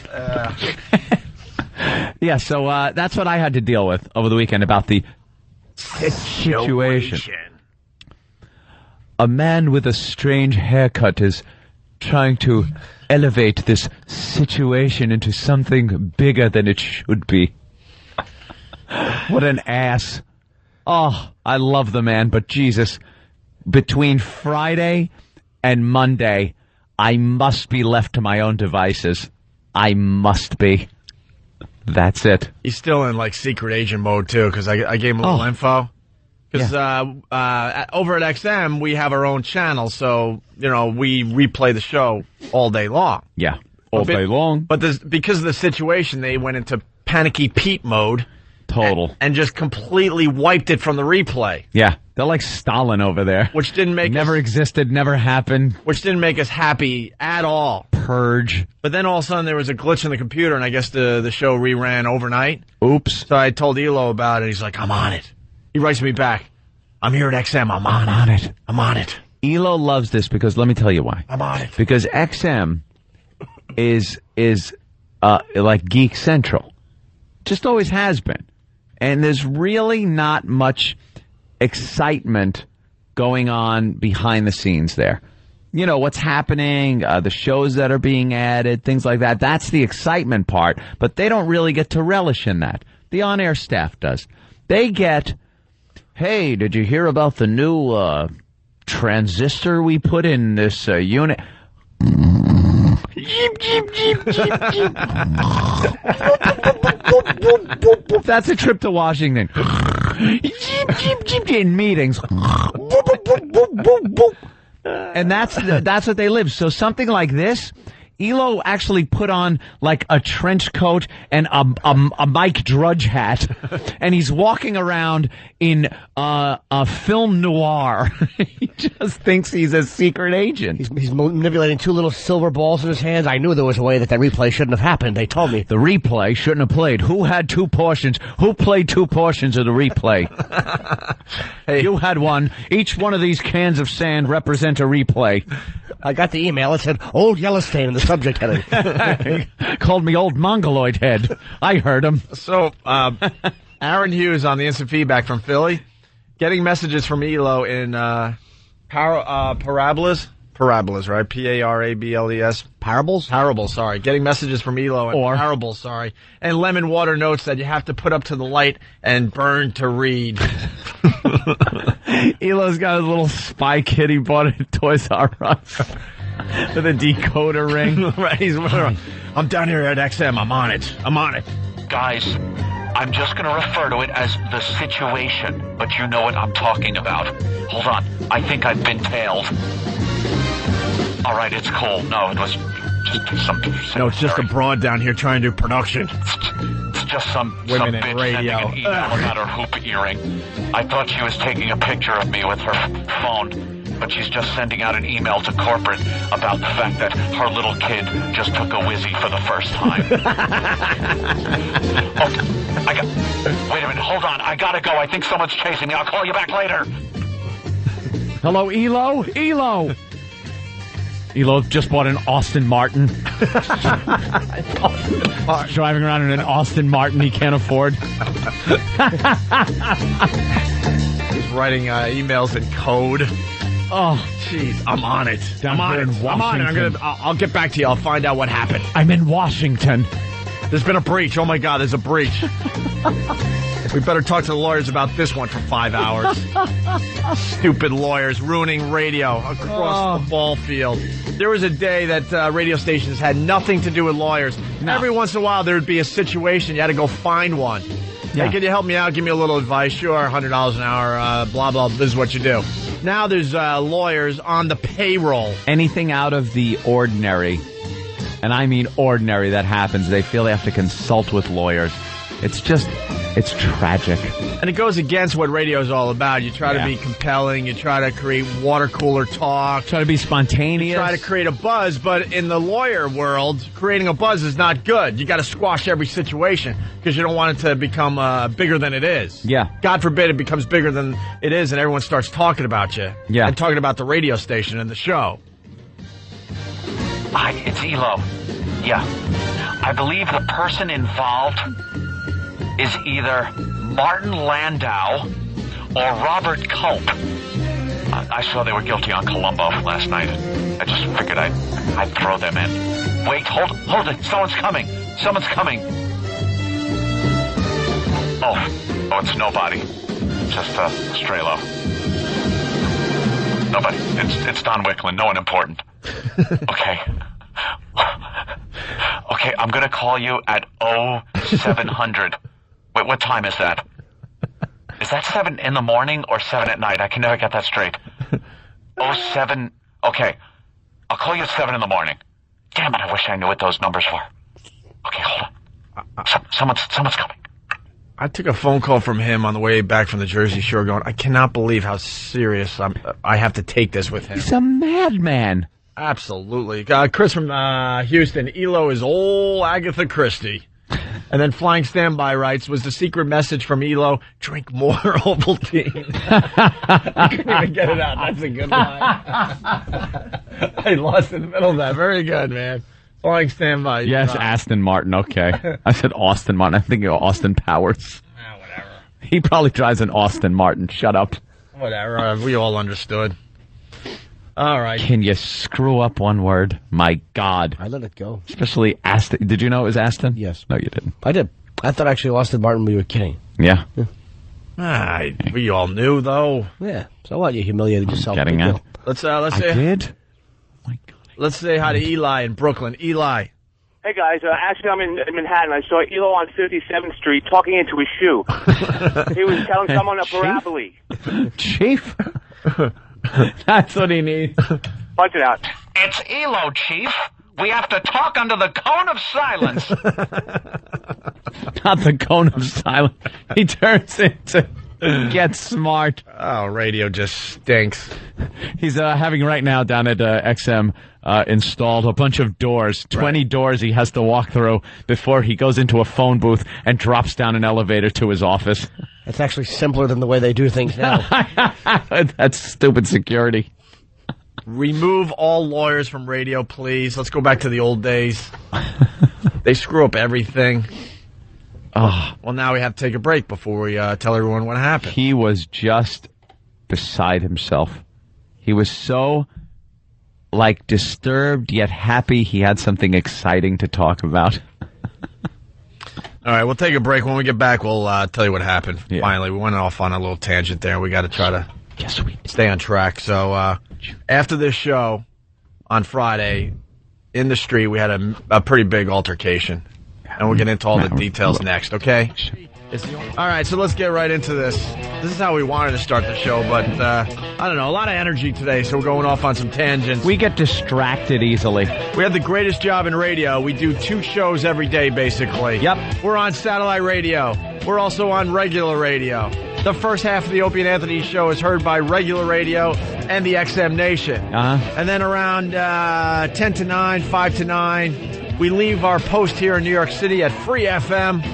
we go down the lobby, we're handed some wireless mics, and we make the walk to XM. It is affectionately known as the Walkover. The Walkover. We call it the Walkover. And it's broadcast live on XM. Every day. And every day we do something a little different. Some days it's just us walking over there, commenting on people, and nothing really happens. Other days it's pure gold.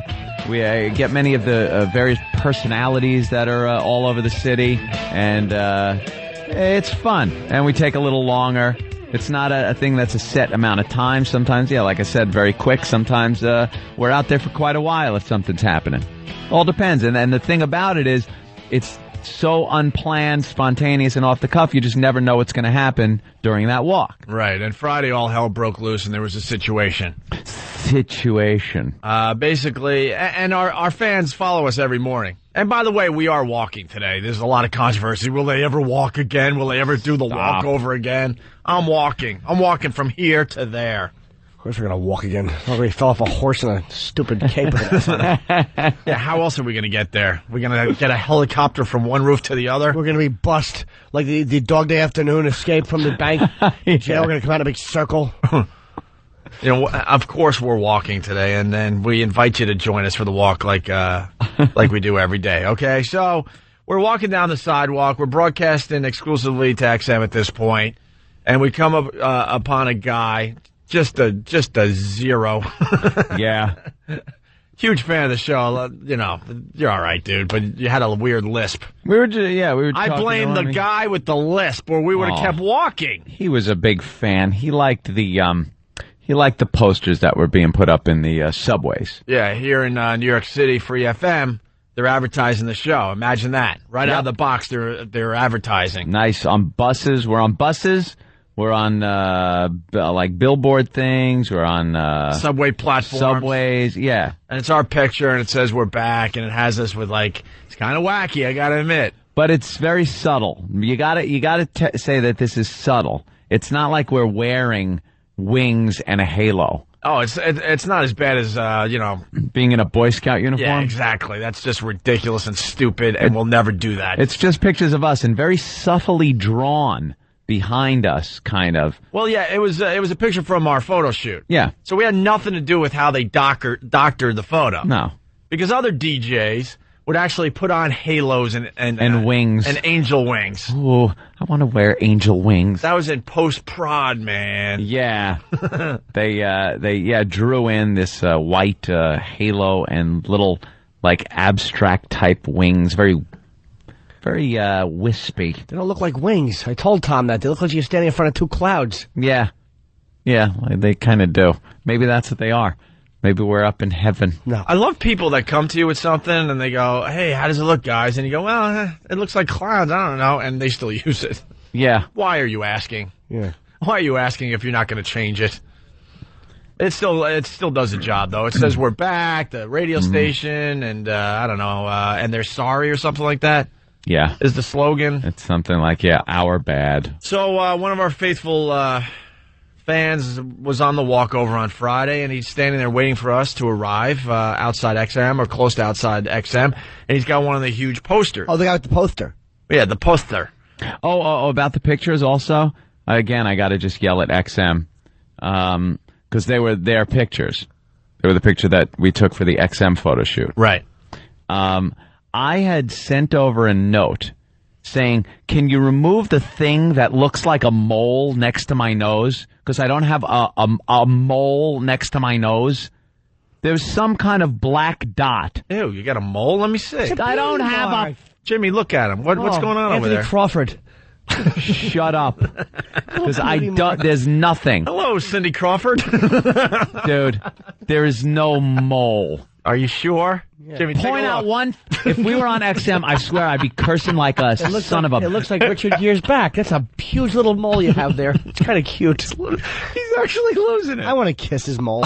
Because... Aaron Neville. Aaron Neville next to my... the Opie and Moley show. So is there hair growing out of this mole you have on your face? If you find it, more power to you.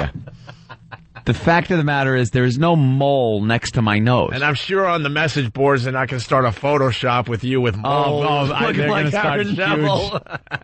Big mole But the picture that went up on the side of Madison Square Garden, the big banner, and the pictures, I think, I'm not even sure about this, that we signed, the publicity shots, that had been taken out. And I said when we got the proofs back, they go, which pictures do you like? Remember that whole production? Which pictures do you like? We decided on which ones we liked. And then I sent an email with the picture and said, and I circled it on my own computer. I circled it and said, what the hell is this? Oh, I remember that now. Yeah, because it was something on the film. It wasn't even on me because I don't have a mole. And it wasn't a zit or anything. It was something on the film. I circled it and said, what the hell is this? Can you please have this removed from the photo? And with my own photoshopping skills, I showed how easy it is to just take off with the clone tool. Clones. And you just like kind of, you know, dip, dip, dip, dip, dip, click, click, it's gone. And then I sent that off, and they said, okay. And for that one instance, that mole thing that doesn't exist was gone. So you would think when CBS asked for photos of us to use on this giant campaign, that some effing idiot that is in charge over there at XM would know. Use the picture, the final version of it. But no, they gave him the one with the stupid mole that doesn't exist on the side of my face. And that now is on the back of every bus, the side of the buses, the billboards, the subways. Not that you know something, and it's not even like... Our publicity shots with XM have been just a complete disaster. The most horrendous, worst pictures ever. There's a guy I refuse to talk to, and I want to, in the words of Jimmy, I want to bite him so bad every time I see him to this day. There was a shot they took when we signed with XM, right? Yeah. And they liked Anthony because he was given like an eyebrow salute, one eyebrow salute. Kind of the Spock eyebrow, where the one eyebrow goes up, very inquisitive. Yeah, I've got a crazy inquisitively, look. Like, hey, I'm thinking. And it came out, his portion of the shot came out very well, but they shot both of us. And in that particular shot, I looked absolutely awful. My eyes were half closed, and I wasn't really smiling. Yeah. The guy goes, oh, don't worry about it. I'll fix that. I'll Photoshop a smile, and I'll open your eyes up. I'm like, no! And then he goes, look, I'll show you. And he shows me ahead of time. I go, look, I'm telling you right now, that looks so ridiculous and so fake. It's like the Black Hole Sun video. Don't do it. We took 100 shots that day. Just use another one, right? Yeah. And just like we said with Jimmy saying that the wings look like clouds and people ask you for your, what do you think? You tell them what you think and they don't change it anyway. This guy decided, no, he's going to do it anyway because he thinks he's got skills or something.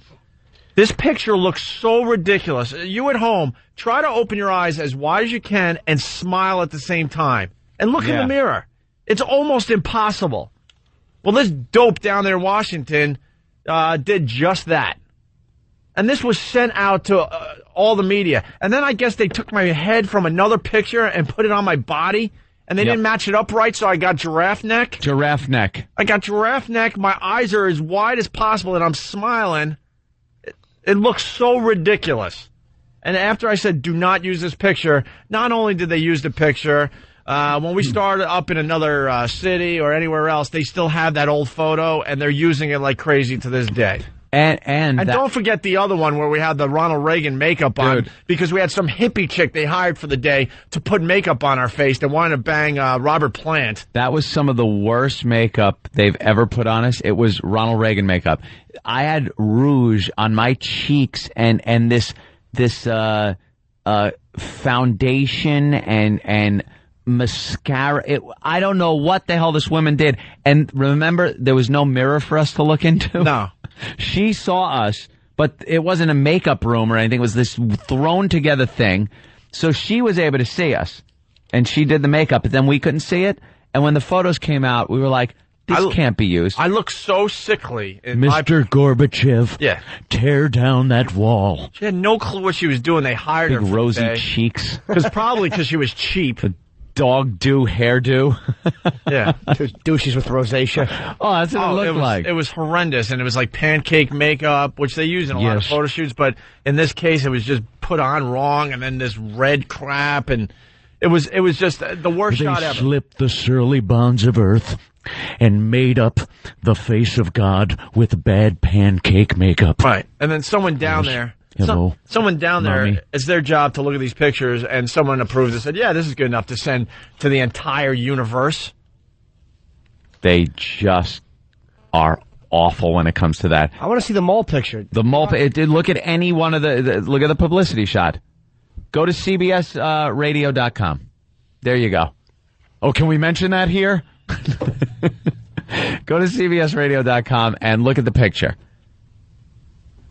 And I will show you a retouched picture where that flaw in the film is gone. Jimmy's now looking at the picture. Believe me, I know. Jimmy's smiling. Yeah. Let me tell you something. I understand something completely. I don't need 20 emails telling me that I'm Mr. Hollywood star. I know. Believe me. Believe me. How bad is it, Jimmy? I am completely made for radio. I know that. But it doesn't piss me off. It's like, oh, I look better without that. That has nothing to do with it. It's the fact that some incompetent down there that released that picture should have known that there was a version without a piece of something on the film. Looks like one of those little trademark circles you see. Oh, really? Yeah. Yeah. It's pretty bad? Oh, my Dude, God, it's ridiculous. A moly douche. It doesn't belong there. It's not there. I don't have one. I've never had anything on either side here, and it's there. And you think they would learn down there? I learned. After the first photo shoot I asked that them to caused remove a major problem. They removed it the first time. I think it looks it gives you character. Character. I like you. Shut up. I want one. It's like what's the name? Enrique Iglesias. It's horrible. Moly. All right. So anyway, getting back to the situation. We got to get back to the situation. They're going to kill us. They're like, what's the story, asses? Calling you a teasing idiot. So we walk up the sidewalk, and the guy has one of the big posters from the subway that he paid, what, $10 for from a homeless guy? Oh, he got a homeless guy to grab. The poster was in the subway, and he said the homeless guy just took it up for him. Yes, from the surface. Subway. So he's very excited to show us because we haven't seen these posters because they just hit New York City. I've seen a million of them, by the way, since then. They're all over New York, which is very cool. Thanks for the advertising over here. We greatly appreciate it. Yes. So that's the only reason we really stopped to talk to this guy. And then we were going to continue. There was really not much going on in the walk, and we're like, oh, that's pretty cool. And the only reason we stopped and continued was because the guy had a bad lisp. And, of course, we have to make fun of that. We have to. It's our job. Just keep asking him questions like, what is that again? Oh, this poster. We got it from the subway. How do they put it up? The back is sticky. Sticky. Baton Rouge, stupid. Baton Rouge. He was lisping idiot. So then out of nowhere, baby talk. It's a wonder you can walk. That was funny in the middle of Anthony goes, Buddy Hinton should beat you up. Oh, yeah. Really made me. That was a very good line. So then out of nowhere, this guy, douche. Yeah. Makes himself known in the crowd. It's like, oh, what do we got here? Oh, O&A's whole audience decided to make it. By the way, at this time, we're not allowed to play the audio. And I know there's a lot of people out there, we'll just play it. We can't. We'll get fired. It's the miracle of the internet. Figure it out. We'll get fired, but the audio is all over the place. Don't worry about it. It's all over the place. Looks like Ant has a raisinette on his face. Thank you, Mike from Long Island. See, that's what I hate. Why? I don't have a raisinette on my face, nor a goober. You're sweet. Tony Bagels, why does Ant know what Enrique Iglesias looks like? It's been on 8,000 TV commercials and shows, and how do you not know what he looks like? Well, we all know what he looks like because he's banging our girl, you idiot. Because I'm gay for him, jackass. Nothing wrong with that. He's a good singer.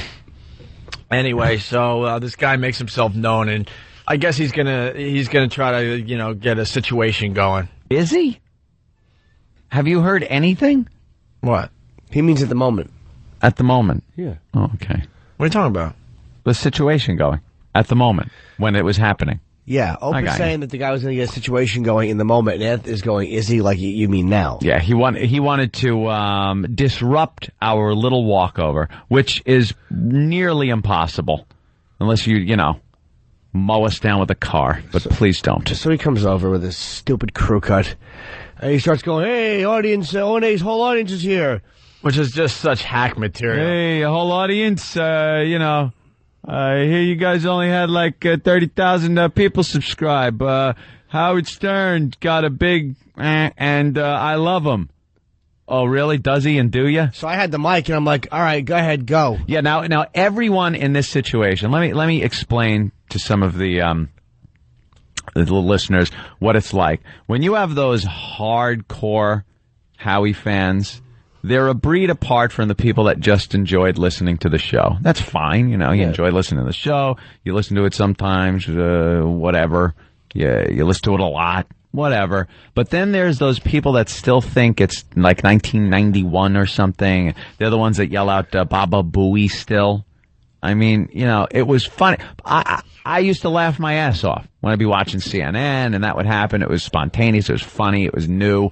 But there are some people that just still are latched on to that mindset, and this guy was a prime example of that, and thought if he walked up to us and started disrupting the show that we would get all freaked out and react by, either ignoring him or walking away or something. Our reaction to this situation, people, we'll spell it out for you right now, is to give you the microphone and let you go. Go ahead. He wanted mic time on our show to praise Howard and to bash us. Feel free. You will always get your chance to talk. So we gave him the mic. He had nothing. What did he say? He's like, he's like, yes, your whole audience and this and that. So I'm like, all right, go ahead and talk. And what did he say? He said something after that. He said O&A are douchebags. O&A are douchebags, and they steal from Howard. And you could hear him gulping. He was starting to sweat. If you listen to the audio, which I heard 1,000,000 times over the weekend, you can hear him gulping because he's like, uh-oh. He lost all confidence. He starts talking a little lower. Like this wasn't a good idea. Uh-oh. And I said to him, is that all you got? Yeah, and then Jimmy just berated him. I was embarrassed for him. Yeah. Like, what do you think? This is the Larry King show? We're going to panic and go to break? Stupid. Go ahead, talk. And it wasn't even like you berated him, but it wasn't like yelling or anything. Jimmy was just being very logical and soft-spoken to the guy and saying, like, is that all you have? He goes, and I'm not even talking about comedy, just anything. Because the guy goes, I'm not a comedian. It's like I'm like, dude, it's not about being funny. It's like, you got no passion. You got no passion for it. You don't have the oomph, the gumption you're on mic here. We're giving you the forum. You have the floor. Go. And he had nothing. How do you think it was going to, play out? Yeah, that's what went through my head. Going to just collapse and go, oh, God, you're right. Oh, no. And, like, somebody on the message board, and I can't remember who it was, but you're so right. I think it might have been Norton's Hog. I don't want to give credit to the wrong person, but spelt it out perfectly. He had the whole scenario of what this guy thought was going to happen in his head. How it was going to be, he was going to be a hero, and this was going to be his in, so he was going to be able to be on Howie's show and like be a regular and call in, and this was going to be a gig, and like this whole delusion of grandeur built up in his head, and when it came down to it, to 0 hour, he failed so completely and so miserably that he looked like a fool in front of a live audience that was following us, and to the radio audience. Right. And us. Right. And he said something that I was hoping for a reaction. I started the obnoxious laugh, and then the crowd, started in with him, started laughing really hard. Oh, he said, you guys steal from Howard. I said, yeah, we do. We stole all his radio stations.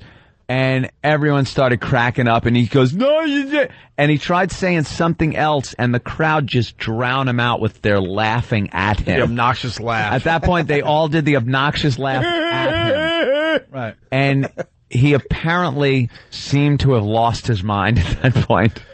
He said something like, someone spit on me. Yeah. Nobody did. No one spit on you. Yeah, there was no spittle. Stupid. There was no spittle placed on you, sir. Ugh.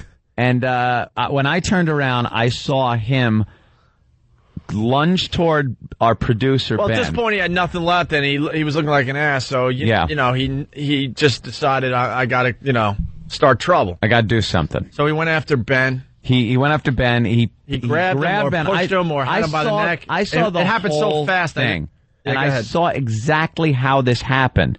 He grabbed Ben with his left hand. He grabbed him by his lapel, and kind of slammed him against a wooden wall, like a temporary wall that's built at construction sites kind of a thing. And then his right hand grabbed him kind of by the front of his shirt, but I saw his arm slipping up where his wrist and forearm was going against Ben's neck. And that's all I saw, because instantly I thought, oh my God, this guy's going to start choking Ben against the wall with his arm. He's giving him a forearm against the neck. That's where it ended. Within a split second, the guy was subdued. Yeah, well, the situation was remedied. Steve and Kenny had the guy, and then Poe came out of nowhere and tied the guy up in a submission hold. I think it's called the Los Angeles submission. What is it called, Kenny? Kenny actually knows the name of the hold that Poe used. That's the famous L.A. choke hold. Oh, it's where you tie up the body. You got your bicep and forearm around his neck, but the guy wasn't being choked out. He obviously was being subdued. He was even in a submission hold. But I've seen that hold done where the guy goes out in a second. Yeah, he was just taken out of the situation. The guy was taken out of the situation. He was being restrained. Restrained. He was able to talk. He wasn't able to move. I've never seen, since Hoist Gracie in The Ultimate Fighting would tie someone up, I've never seen someone in such a position where they could not even scratch with one finger. Here's the bottom line. Nobody knew if he had a weapon. Yeah. If you're stupid enough to try to throw our producer up against the wall, what do you expect? You're going to be subdued. That's what's going to... Bottom line is, I can go into his head. He didn't know that... I don't think he knew Ben was the producer. Thought maybe it was just a listener. He probably thought Ben was a fan, because Ben looks like one of our dumb fans. Just a guy with glasses kind of bumbling around. Yeah. And I think he probably thought he was going to save face by taking out some of his aggression on one of the guys in the crowd that was laughing at him. So he just picked the wrong hombre to throw against the wall. Yeah. And Poe subdued him. Kenny and Steve pushed him back and Poe subdued him, and nobody hurt him. Well, Steve was trying to get him into a cute little bear hug. The whole thing with any kind of... He just wanted to give him a bear hug and hold him. Poe wanted to. He could have pulled your pants down and raped you, stupid. And Poe was logical with him. He goes, do you have any weapons on you? And the guy's like... He asked him the other question. No, I don't. Everybody's laughing at him and yelling at him because that's what he deserved for being a jackass. And he was able to communicate. He was able to talk. Of course there wasn't it wasn't like he was being choked out. There wasn't one of those things going on. The guy was able to talk because apparently I heard, although a little muffled from the concrete, I heard an apology, which was nice. It was nice of him to apologize. And then Poe said, I'm going to let you up. You're not going to give me a reason to put you down again. And the guy said no. So Poe let him up. And he let him up. That was it. And that was it. Nobody stomped him. Nobody jumped on him. Nobody touched him. There wasn't any kicking. And that was it. There was nothing else going on. There was no taunting or anything. It was no big deal. Oh, sorry. Air show crash right behind you. That's a little that's a little distracting not to look at. Watching a $1 billion piece of machinery just disintegrate. Every summer. Yeah. The air show disaster. Yeah, gotta love it. Yeah, so that was our situation. Yeah. That happened Friday.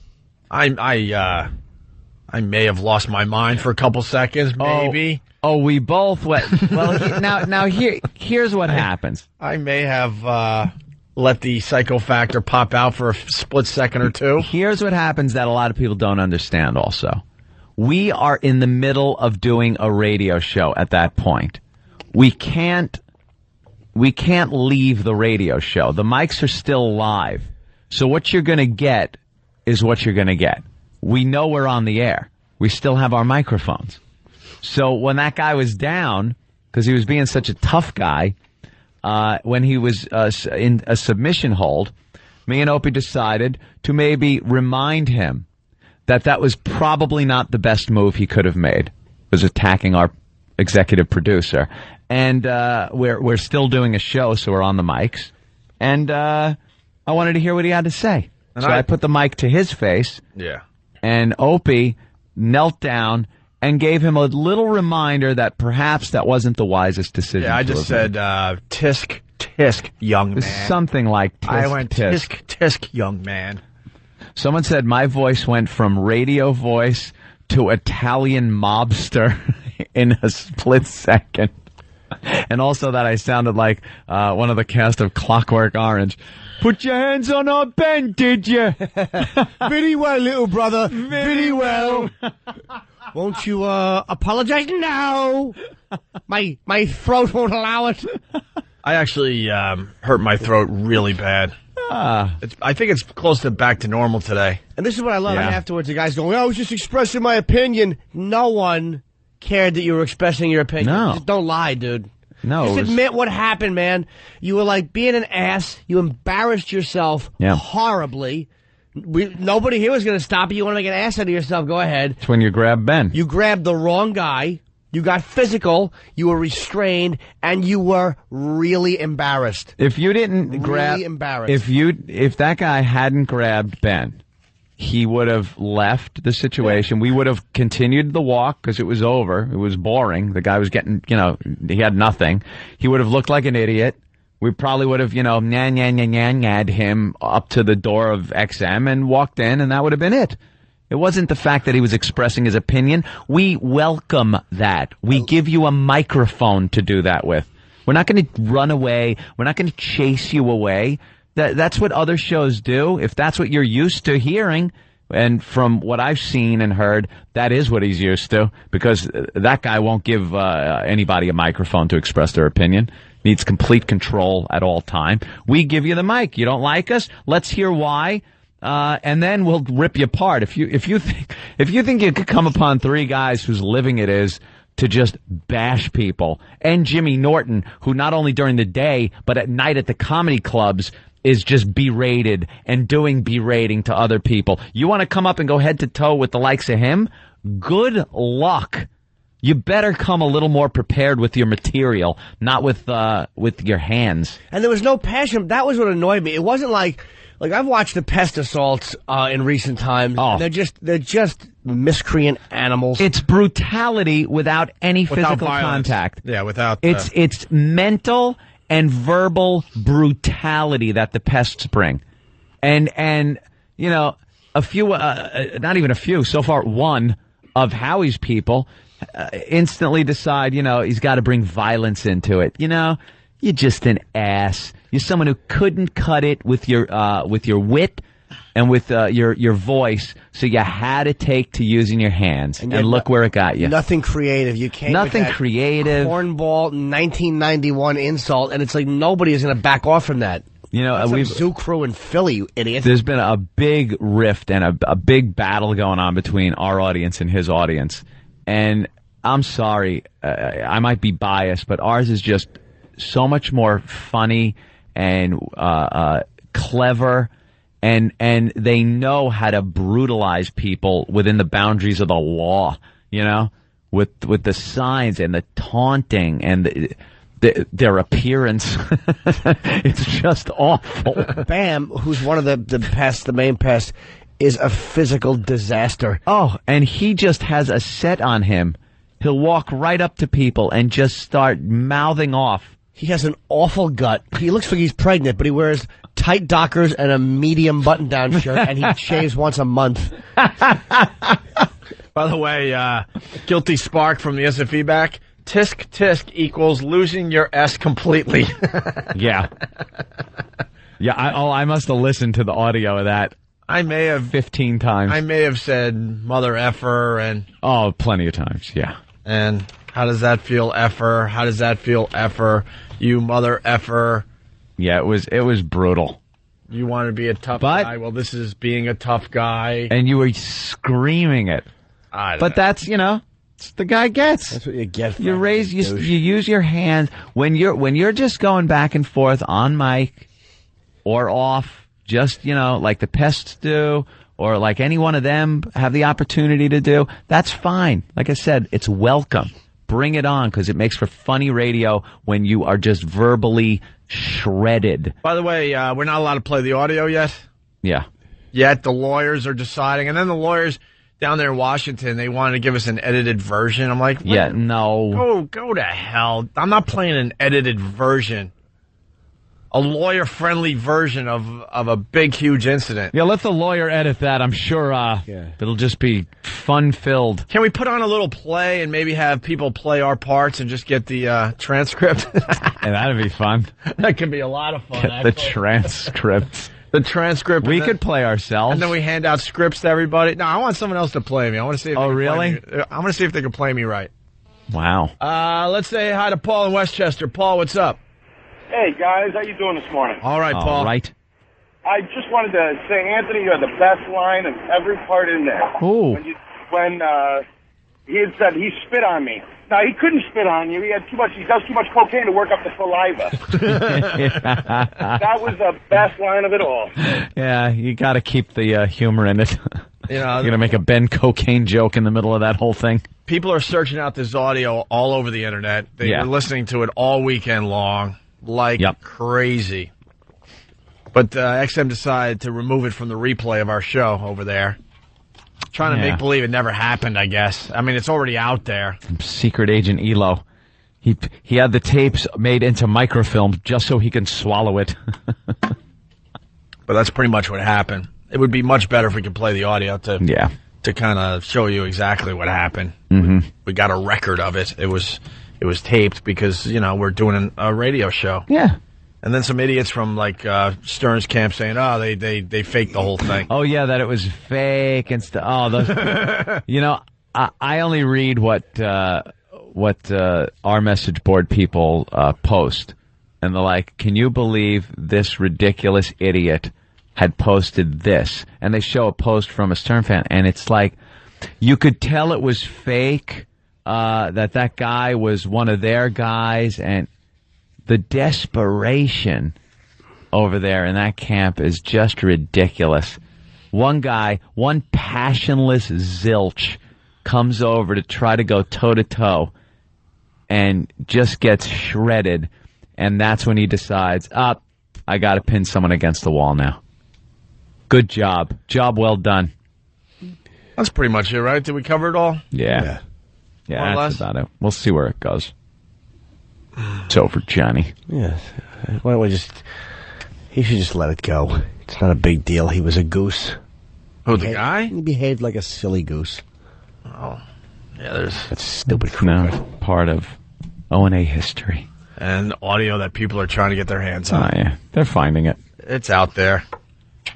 Just do a little surfing. You'll find it. Well, you want to hear how dumb lawyers are? I just got the word from Ben that we can play part of the audio from the incident, from the situation, Anthony. The situation. The audio's on the internet all over the place. Just freaking do a little surfing and you'll find it. If you're just tuning in, basically, after this show, we do a walkover to XM that is broadcast on XM exclusively. And we got into a situation on Friday with a Stern fan. Mm-hmm. And we took care of the situation. Big time. Big time, and the audio is unbelievable. It really is. So the stupid lawyers got their hands on the audio to figure out what we could play, and they have decided, because we don't want to explain all over again. After much meeting, they decided we could play the audio up to the part where Anthony says, "Yeah, we're stealing all of Howard's stations," and then there's a big laugh. And that's it. We can't play any more of the audio. Why the hell would we play that? Oh, my God. I had to stop myself there because I wanted to say the F word, by the way. That's why it sounded a little weird. I had to, like, get a different thing in there. Very hard.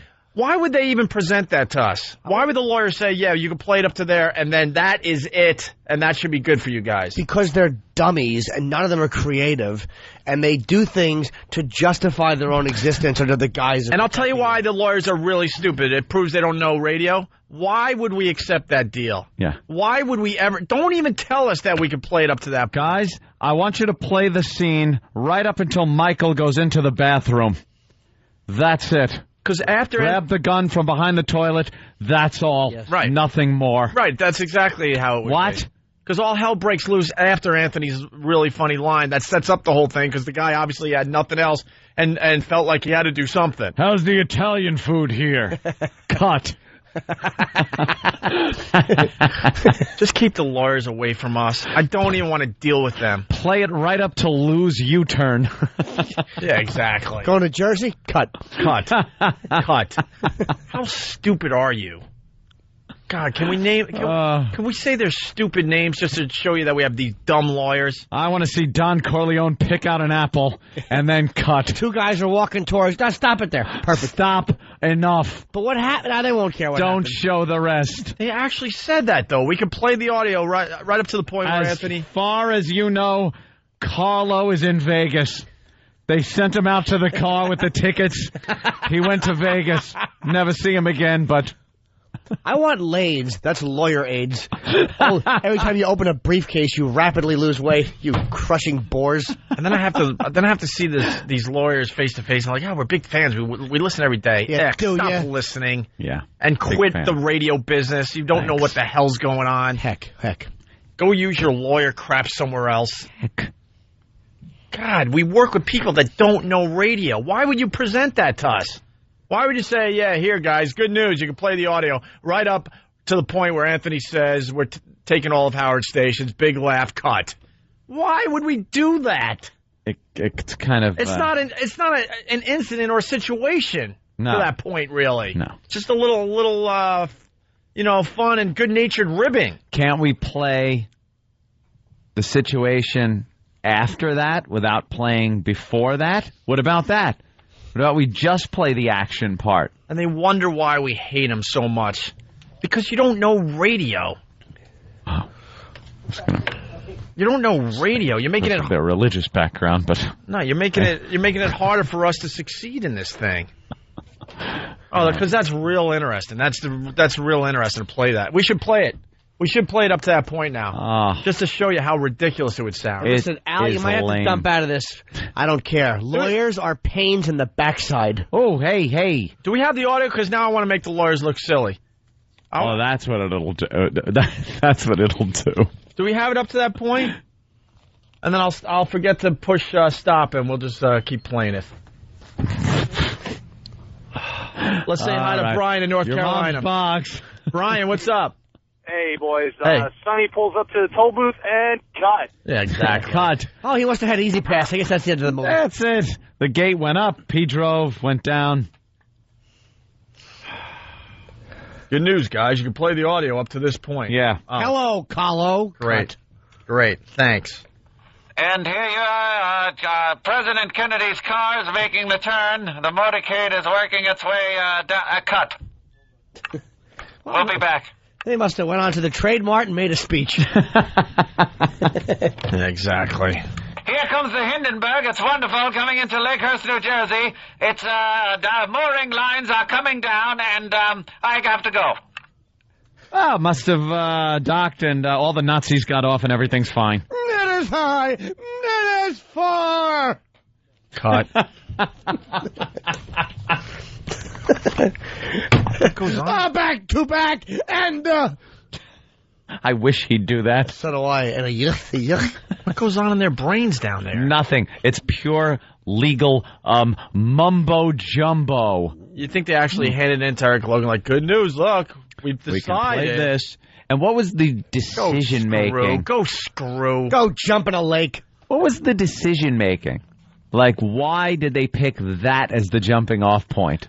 Because they're sitting there with their briefcases. I believe this part here can be played, but if we go now, there's some sort of issue. And then all of a sudden it'll be like, I don't know what's going on with Opie and Anthony. They're not getting as many subs for us as we thought they would. I don't really know why.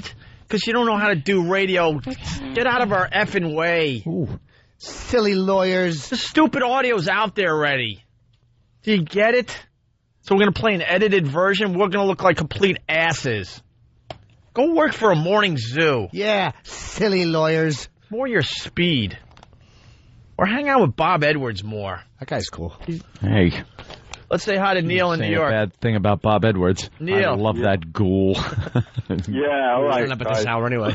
Hold on, this guy's defending lawyers? All Who right. in their right mind would defend a lawyer, ever? Rob for the defense. That's right. Hey, guys, Well, I'm not so much defending the lawyers, but I love comparing yourselves to, this little bit with a stupid Howard fan. Everyone knows you guys are better anyway. But I love comparing that to The Godfather. I mean, talk about making it extreme. And, obviously the lawyers understand the radio. I mean, they may be idiots. Hold on. I will not accept that. Lawyers are the worst things to happen to radio. Trust me. Yeah, they really don't get it. Trust me. Let me tell you a quick little story. Hold on. Let me tell you a quick little story. I was doing radio in Rochester. I was just a nobody, and I was watching what Brother Weeze was doing and learning a lot, okay? And I was like just a part-timer, and there was a GM up there. His name was Pete Coughlin. He ran WCMF in Rochester, okay? And another rock station came to town, and they were kind of owned by these two douchebags called the Velcro Brothers. That was their nickname, okay? They drove identical sports cars, and they had really nice suits, and they were going to set the radio world on fire in Rochester, okay? And they were attempting to take the audience away from WCMF at the time. And there was this bar that all the media went to, and we went there every afternoon after we were done with work to do a little drinking, a little happy hour. And Pete Coughlin would set up shop at this bar and buy drinks for the entire staff or whoever would show up from WCMF, right? And it was the regulars were there, we're drinking and stuff. The Velcro Brothers are there, and Pete under his teeth is like, those son of a bitches, oh my God, I can't believe they're in this bar, right? So the Velcro Brothers, they buy us shots, and they push them over to the bar, right? The bartender's like, shots from the Velcro Brothers, well, whatever their real names were, right? So Pete Coughlin looks at all of us and goes, if any one of you drink that shot, you're fired. You're fired. And then proceeds to go over there with his shot, and the guys are like all smiling like, oh, look, we're going to do a little clink and a little friendly shot together because we're competing in radio. Yeah. Pete threw it in his face, and a brawl basically, breaks out. Well, those Velcro Brothers are inseparable, so of course they're going to stick up for each other. Hey, they're fuzz. This was inseparable. This was the guy that was running the radio station. He was the one starting the S. He was the one starting. Now, fast forward a mere 15 or some odd years later, and you got lawyers making sure nothing gets out of hand. Yeah, I understand. Well, you knew the Velcro Brothers were about to fight when they would go. The 1-1 to Mookie Wilson. It's a ground ball up the first base line. Listen, I know you haven't. Wonder what happened. I guess Billy caught it, threw it. Yep. That's it. Yeah. You guys got game over. But how are you defending lawyers, Rob? Go ahead. Go. Thanks, Paul. Well, I was just defending them in the sense that you know how bad it is with the FCC. These guys are trying to keep you on the radio, as you know. I don't need to tell you that. And all I'm saying is, as a fan, Jimmy Norton is one of the absolute best comedians out there, as dirty and scary as he can be. And you guys have a great format. You don't condescend to the listeners. Rob, you're missing the point, though. We don't play it then. It shouldn't have been an option where they even go, well, you could play it up to this point. The lawyers are trying to keep. I understand that, but I don't think that they think that makes good radio. The lawyers are trying to do what? Keep us on the radio? Nothing's going to happen. The audio's already out there. Whatever's going to happen is going to happen. People are finding the audio as we do this show, by the way. I believe that nothing will happen. You guys, if it is really risky, you should take the risk. They're overreacting. So just play it. They're overreacting because they'll fire us. That's the problem. How could they fire I would love to say that we're tough guys, but the fact is, if we play the audio, I guarantee we'll get fired, okay? Yeah, well, that's silly, but I understand. Tranquility Base, the Eagle. Let's go to John. One small step for man. It's all we can play.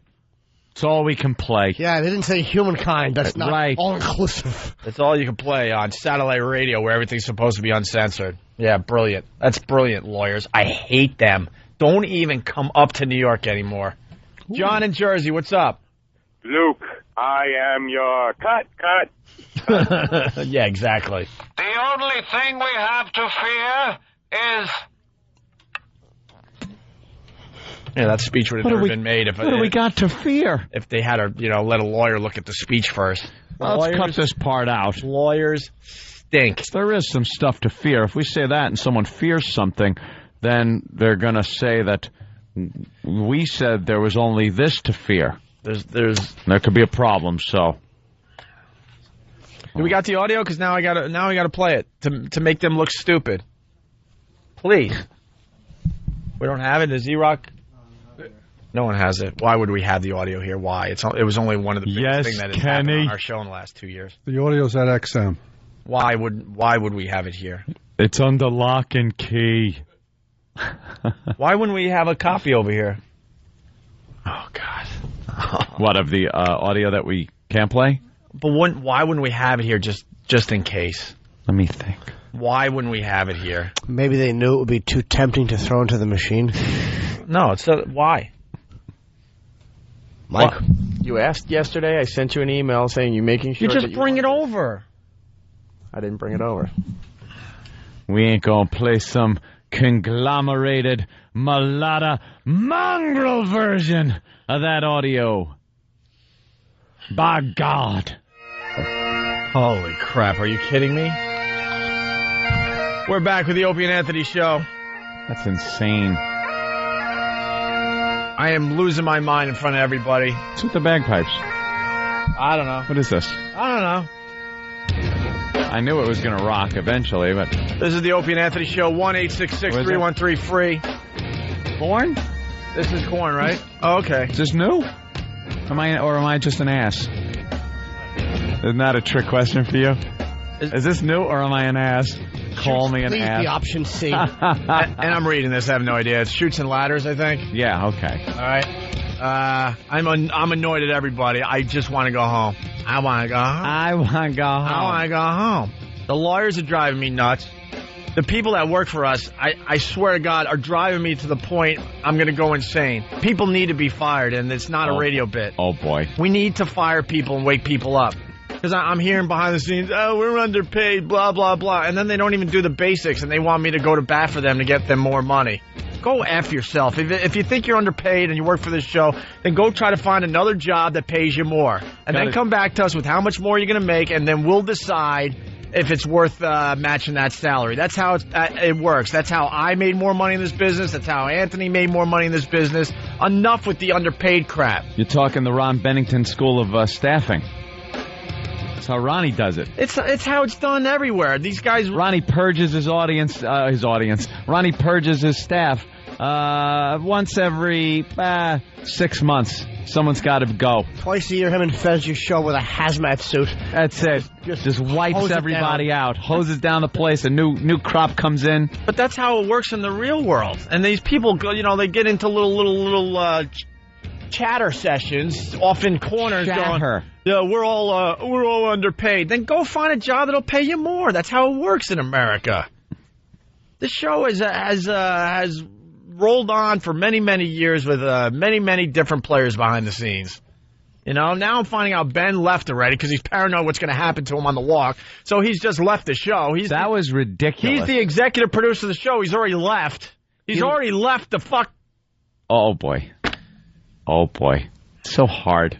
It's so hard to not say a naughty. 8:40 already. To say a naughty. Yeah, sometimes it's Ben figured because of what happened Friday, he wasn't going to do the walk with us today. Why? Well, big surprise. He's paranoid. I wonder why.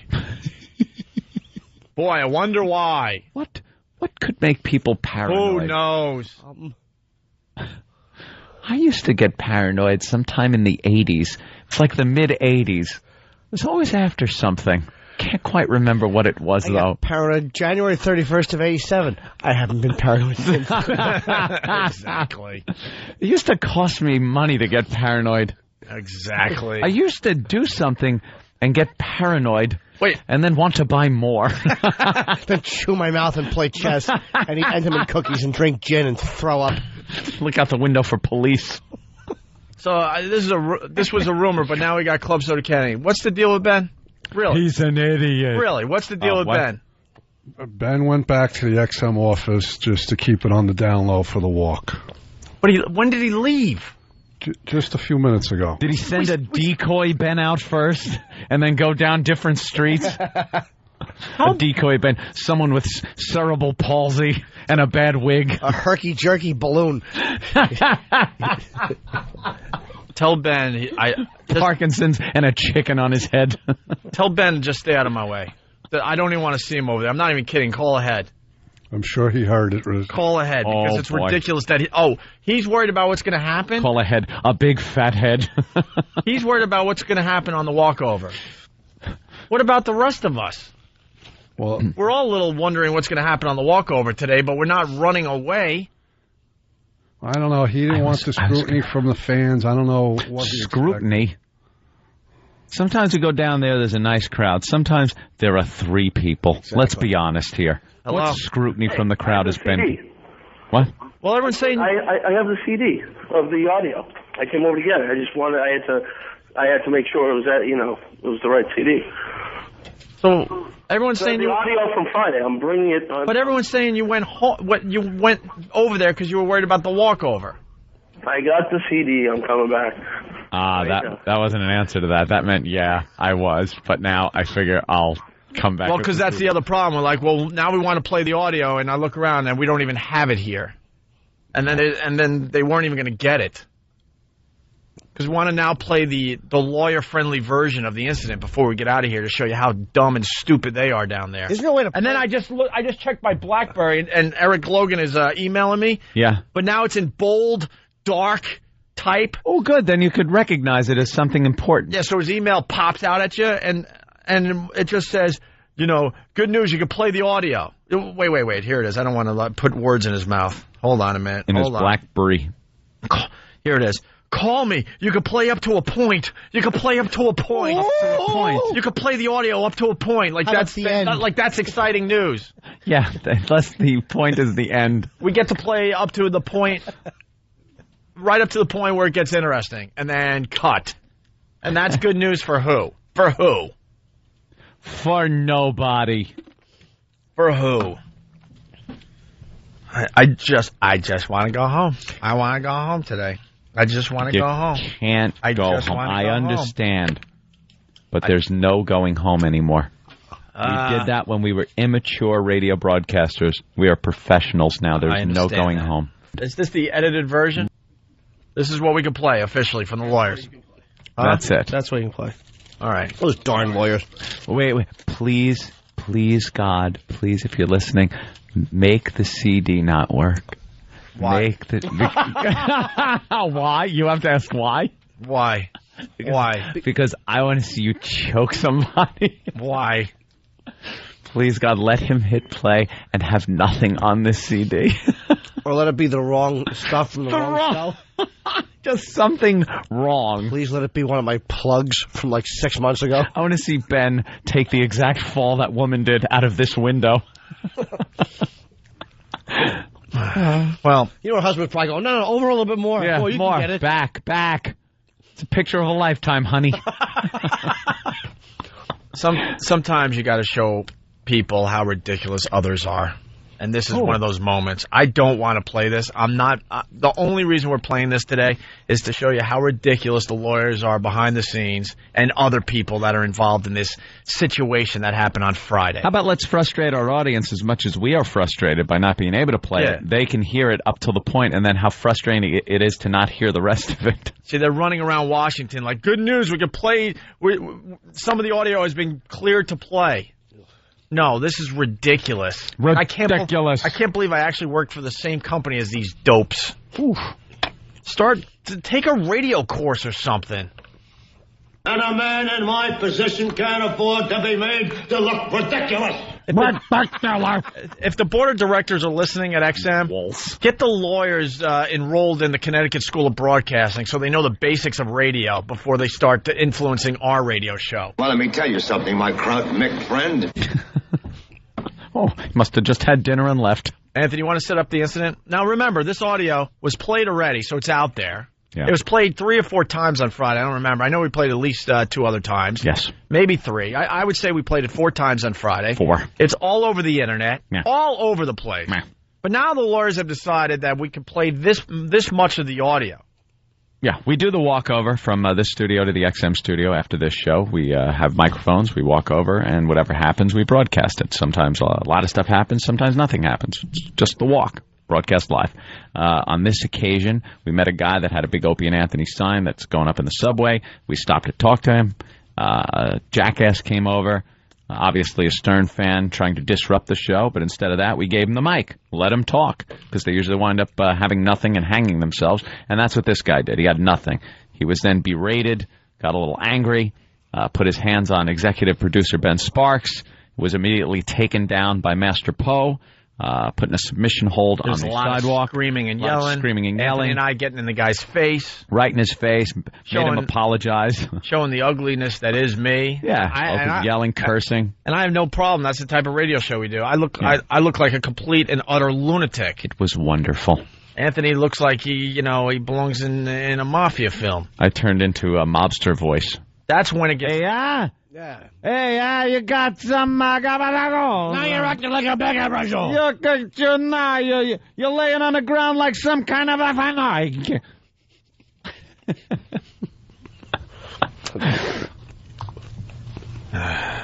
So here it is. This is what we're allowed to play according to the lawyers. You're not going to believe it. You're not going to believe this.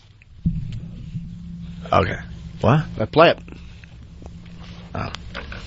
Okay, here it is. What is this? There you go. That's it. There you go. That's what we're allowed to play. Right, there goes our job. That's what we're allowed to play right there. That's it. Would have worked better if I could read freaking sign language. I think you did fine. Oh, yeah. It was very fun. What do you want me to do? Why Yeah, like they didn't hear all that before the bit. Stupid. That's how stupid I am. You don't have to call me stupid or write emails saying how stupid I am. I tell you I'm stupid. That's right. I tell you I can't speak at times. I tell you I'm a lunatic. I tell you I got a psycho factor in my head that might land me in jail someday. Yeah. But when it comes to sign language, I'm a dope at that too. I'm signing. What an idiot I am. I don't even know why I'm here. All right, there. I don't even know my role in the show. There. What do I do? Asses. What is this? Where'd you get this? Where'd that come from? $10 to a golfer to get it on the subway. Where was it supposed to be hanging? They're putting them up on the subway stations now. Yeah, subways. Isn't that supposed to be hanging somewhere? Sure, you should probably hang it. Jesus Christ. Big a golfer. Buddy Hinton should punch you. Please have him say subway. Please have him say subway 10. Where the hell did you find this? On the subway. Really? Where? Which one? Subways. Which line? I seen him on the G. Again, I got this one on the E line. The E line of the subway? Yeah. Wow. So now, how does this hang up? It's ticked off. I can't hear you. It's ticked off. There's like glue. What is it? It's a poster. It's a big sticker. It's a bill with. In the subway. Where? This is all their audience. In the subway. They hang up on the subway. Obviously, well, that's the guy coming into the... Yeah, here he comes now, Mr. Witt. Here comes the guy that we had the problem with. It's a poster. Listen it's a big sticker. It's a bill with. In the subway. Where? This is all their audience. In the subway. They hang up on the subway. Oh. Did it. XM. Subway. 30,000. Your whole audience. This is Opie and Anthony's whole audience here. I just want to say, Howard Stern has a huge cock, and I love him. Oh, my God. Oh, my God. Oh, Jesus. Oh, my God. Opie's going to lose his mind. Opie's going to lose his mind.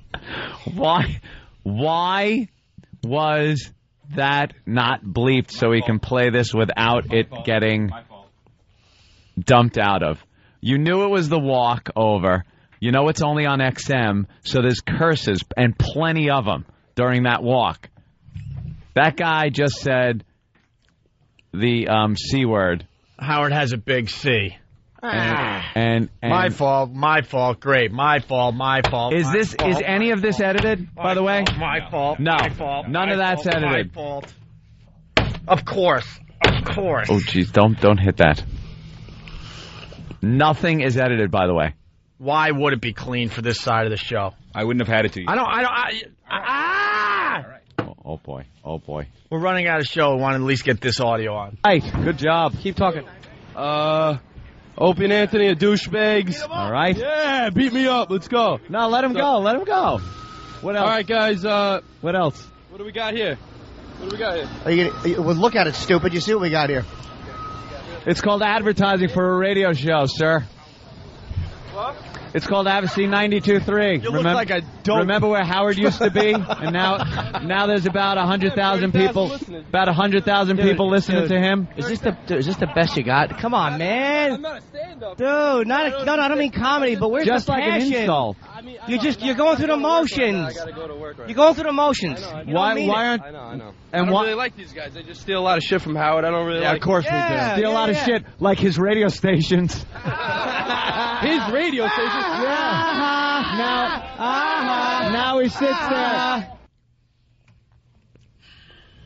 And that would be the point where, the excitement happened. There were 2 S-bombs dropped during that, so if you were listening and heard the dumps, or didn't hear the dumps, heard big gaps in the broadcast there, that's because the S-bombs were not bleeped out. Oh, my God. I can't even look. Jimmy, I can't even look to my left. The anger. There is pure anger pouring off of Opie. And they want raises. And you guys need more money. You need more money so you can keep screwing up the show, right? It is we can't almost do the basics. It is almost turning into something visible, the anger. It's like liquefying or solidifying. If you need more money, go find another job. Trust me, I don't give a crap. I'm just having. This show will continue with or without the people behind the scenes. I don't give a crap. No one's getting more money anytime soon if I have anything to say about it. I'd rather find other people, give them more money, and give them a shot at it. Oh, boy. And we want to talk about how ridiculous that is with the lawyer thing, but it becomes something else. They've cut out. Are we still on XM? Now I can't even explain how ridiculous that is because all hell breaks loose after the clip ends. But I don't even know what they heard because we had to dump out of the C word, the S word twice.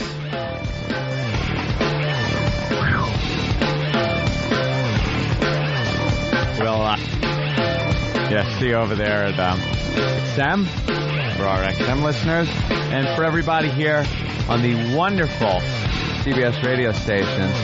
We will see you tomorrow. Love and kisses, Anthony. And Pal Talk, see you in a couple of minutes. Let's walk. It's the the walkover. Can you hear me? Next Am I on the radio? Bye, CBS people. See you tomorrow. Bye, guys. Yes, Jimmy, I hear you. Hey, by the way, in those promos for our gays, can someone tell Steve to not say August? The way he says, holy mackerel. August. Listen to that.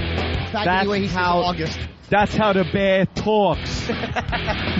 He's laughing at you. Oh, that lady slip on taking that picture. I'm going to giggle all day about that. Because it's just so awful. Down a canyon. Well, again, I've heard reports of the buses here in the city have our advertisements on the back. I know. I'm just looking at Opie and Kenny walking. How far? 50 feet in front of us? I'd say 50 feet in front of us, and Ope has his mic dangling down to the right. If it's on or not, I haven't a clue. No, holy shit. She's tall. Yeah. Oh, it's on. He just it's on. It's on and threw it on the table on the sidewalk. Yeah, it's an outdoor cafe. Oh, boy. And now Kenny's carrying it. Yeah. Please don't talk into it, you big dope. Oh, we're coming up to the wooden wall that Ben was pushed against. Yeah. Any suspects? Who are those 2 guys? Shake them down. Yeah. I want those 2 brought to the ground. I want those 2 men raped. Ooh. It's a little rough. Well, even if they're not involved. Whatever it takes. I'm with you.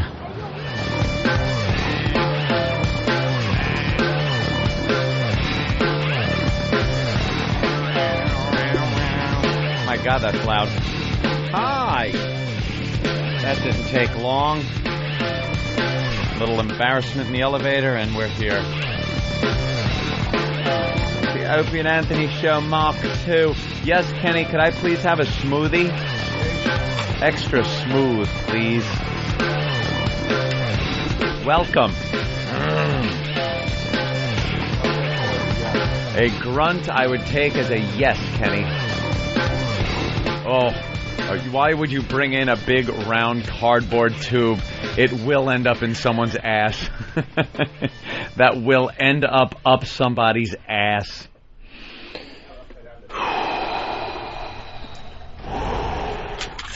Okay, we're going to do breathing exercises.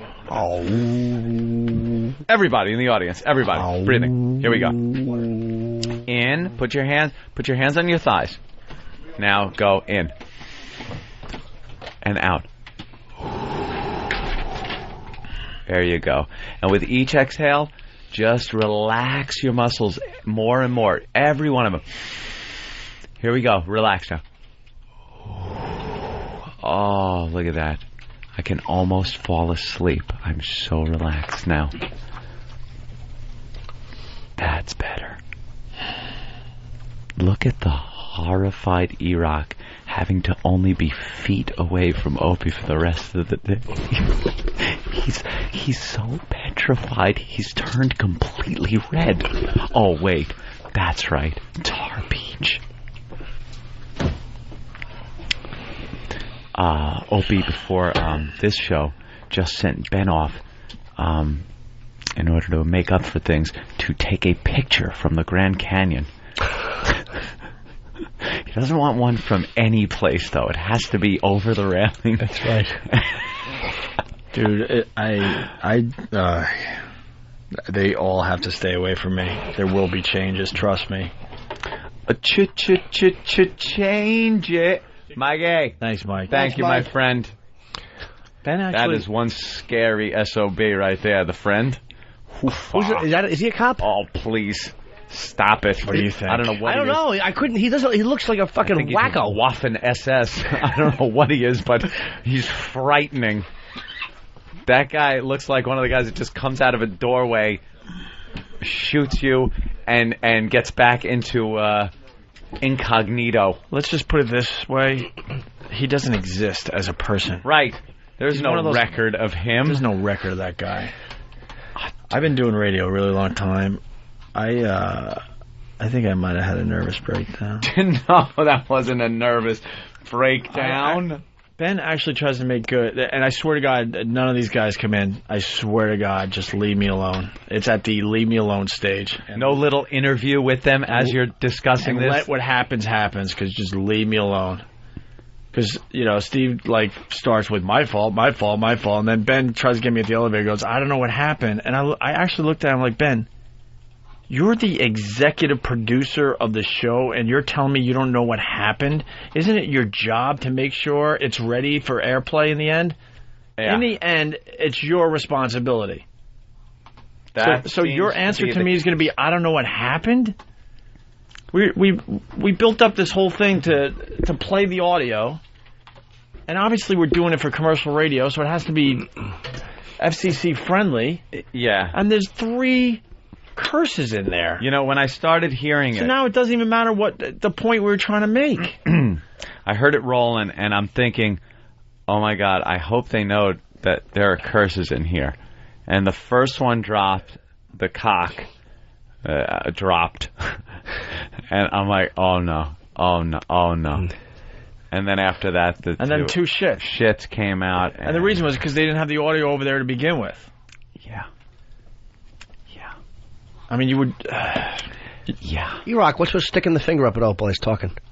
The guy's trying to make a point, and you're flipping him the bird? Not even... E-Rock won't even... He won't even give the fuck you eyes. His eyes moved with the, there's a dog about to bite me. Can you get it away? It's like you were talking to a deaf person. He didn't even hear you. He looked straight ahead. His eyes flickered to me. Please not now. Please not now. Back to the screen. Screen. Please not now. Please not now. Back to the screen. Hey, Rock. Just to reiterate, I mean, one of the biggest things happened to us on Friday. Why wouldn't you have that audio with you? That was a big thing. Why wouldn't you have it? We should have had the audio for the FM. We argued all weekend if we, should play it or not. I said it's ridiculous we're not playing it, and then Elo had to give me some horse shit why we're not playing it, how he's protecting our asses, blah blah blah. Yeah, regardless of how much of it we were able to play, this, that, whatever it was, we should have had it available. It should have had it just in case. You never know, and we don't have it. So then they panic and they try to cover their asses. So they all of a sudden I hear typing, which means they're IMing Steve or somebody back over here to go get the audio and run it back to the other joint. With no time left. So they have no time, so they're just panicking, trying to cover their asses. So of course it was going to come back, fucked up. Come back with no beeps in it, and we got to figure out a way just to open something from the 92.3 studio that's on a computer here. This way you don't have to physically run it back. You can just say, get me that file, and it can be there in 2 seconds. Are they working on that? E-Rock? Yeah. Comment? Still working on it. They haven't hooked it up yet. Opie's what? Well, what are they not hooking up? I just love how uncomfortable the what? It's a delete system. Why aren't they? Why? They're waiting to install the line. That's all I know. But it's going to happen? Yes. Okay. That'd be a little easier than running across the street. This way you can open up, run a test on it 3 seconds after you ask for it. Like we do here. If we need something, boom, it gets punched up on the computer. Yeah. Instead of people getting punched in the face. August. Over there. August? Listen to the way Steve says August in the dumb clips. He does. August. It's like Caffey. Caffey Diva. And when in August, don't bite your arm. Don't bite.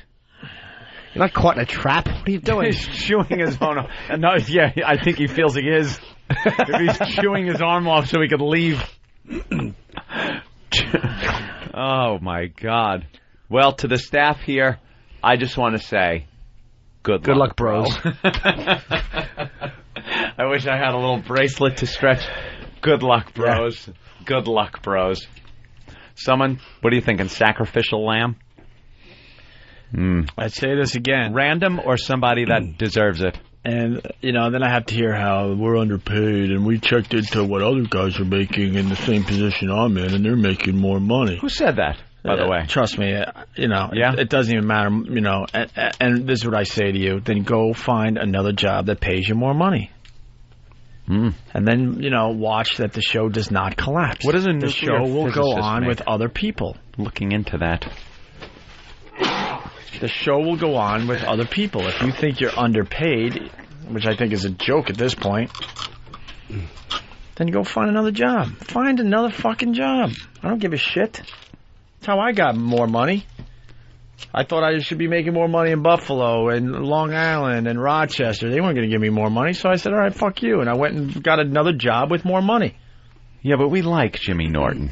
And, I'm talking about I'm not talking about the main players. And I didn't say anything threatening. I just said, I go without more money, and I want it in cash in a bag by tomorrow. My way or the highway. Oh, there you go. Some nice creamy yogurt. There you go. Sometimes yogurt just straightens me out. Strawberry? But I'm sad sometimes a good yogurt will take care of that for me. I hope Kenny gets here with the smoothies quickly. Yeah. Because smoothies seem to smooth things out. I hope so, because I had a bran muffin and oatmeal, so my body's not going to know whether to create bricks or shit all over the place. It's going to be a big adobe pile in the bowl. I'm going to shit a clay hut. It's a little Aborigine home. Small people that look like Eric but brown. He asked us to take shit without straw. Well, I want to hug E-Rock. He looks sad. No, he's petrified. Oh, he's petrified. I can't even. Is there anyone you are comfortable with right now that you can look at? Yeah, you guys. I just can't. What about Derek? I can't even tell you how frustrated and annoyed I am right now. I know people say Opie. Derek's innocent. Opie is getting on my nerves. Opie, shut up and do radio. Travis is an idiot. Opie. Could change tomorrow. Go ahead, Bob. Yeah, Opie, I like you guys as a show. Norton is a genius. But I hope you've got, like, several life insurance policies taken out on Ant. Because every time he goes on vacation or drives in his car or just, runs the risk of getting hurt and injured or killed, you must gasp because you have no talent. He's carrying you. Oh, boy, this is going to help. show. Hey, Bob. So, Bobby's not a fan of the Bob, show. do you understand something? If you need to know... I'm a huge fan Hold on. If you need to know something, I have FU money. I don't have to do this ever again. I love to. So why would I be all, like, worried about Anthony? I could walk tomorrow. I don't have to ever do this again. I worry about Guys, I love the show. It's not divide and conquer. Absolutely But it is. Anthony is the heart of the show. Opie, he's carrying you. He's carrying you. What about me, sir? Am I just limping Well, no, along? you're, I'm kind of in the middle. No, you're the superstar on the rise. I'm hung over Ant's shoulder. I hobble along. Right. Opie's carried, and I kind of hobble along on one foot. I'm saying that the biggest dick in radio is Opie, and yet he talks as though he's the center of the universe, and he's not. Anthony, I mean, you don't you don't understand, and it's nothing without Opie. You don't understand the dynamic of this show and how it works, sir. While your compliments are just thrilling for me, you don't understand how a ship runs without a rudder. The ship does not run without a rudder. Opie I understand he moves it along. More than moves it along. No. You make it sound like that's a secondary little thing. Oh, I understand he moves it along. Thank God. Would you like me and Jimmy would sit here and talk about the same subject for 4 hours until the entire audience was asleep. We would have arguments about political garbage that would bore the living shit out of the audience, not knowing or caring that we were sending the audience away in droves. We need direction. Do you think actors who are very talented can go and star in a movie without a director? Do you think they'd know where to stand or how to deliver certain lines or when a scene should end without the proper direction, sir? And I almost hate saying stuff like this because it's almost like embarrassing. It's like you should fucking know this. But I'll break the 83rd wall. What a place! As it's a pentagon. As much as Ed and I have laughed, and I mean this in complete honesty, the biggest laugh I have had on this show was delivered by the blonde sweetie. It was delivered, not something Ant said or something I said. It was probably the poker chip, I think, is the biggest laugh I've had on this show. It's like, it's not just guiding, there's an element to that, the uncomfortableness, the ability to do that, which makes great radio, and which all I this don't have. Should not have to be explained. And Ant doesn't have. Oh, he's the best asshole ever. It's not even being an asshole, dude. It's an ability to do it with people in the room. It's beyond being an asshole. It's an ability to know what's making great radio, and despite how uncomfortable it is, and being a nice guy off the air, it's an ability to do that neither one of us has. Yeah. I'm not being polite, but I hate saying that because it sounds like you're sucking up, but it, honest to God, is the truth. And the credit is that you don't even see it. That's the credit to it. That's the best part. You sit there and don't see it because the average Joe shouldn't. It's just it makes the show seem like it's just flowing right along, doesn't it? Dude, the fucking Patty being naked. One last thing. More importantly. Hold on, sweetie. Patty being naked and having her first orgasm was something Ope said, which I thought was absolutely never going to happen. He said, we're going to get you to play with yourself. Or it was some sexual thing, like we're going to get this to happen. I never would have thought of that.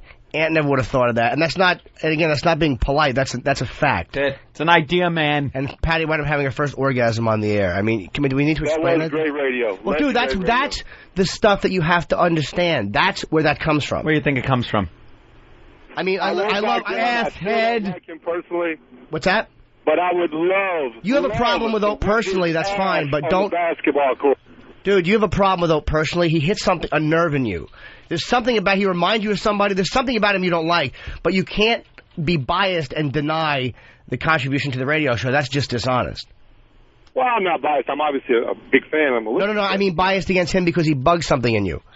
He's just a guy that I like you two guys, I would love to hang out with, I think, socially. Opie, I could not stand him. I wind up punching him just at some point. He just gets under my skin that bad. He reminds you of something, but you can't. But okay, fine. That's the beauty of him. But you can't deny what the radio show is because of him. There's no show without him, and there's no show without Ant. I don't say that without mock Don't humility. you like that dynamic? Don't you like that dynamic? That there's somebody that you find abrasive?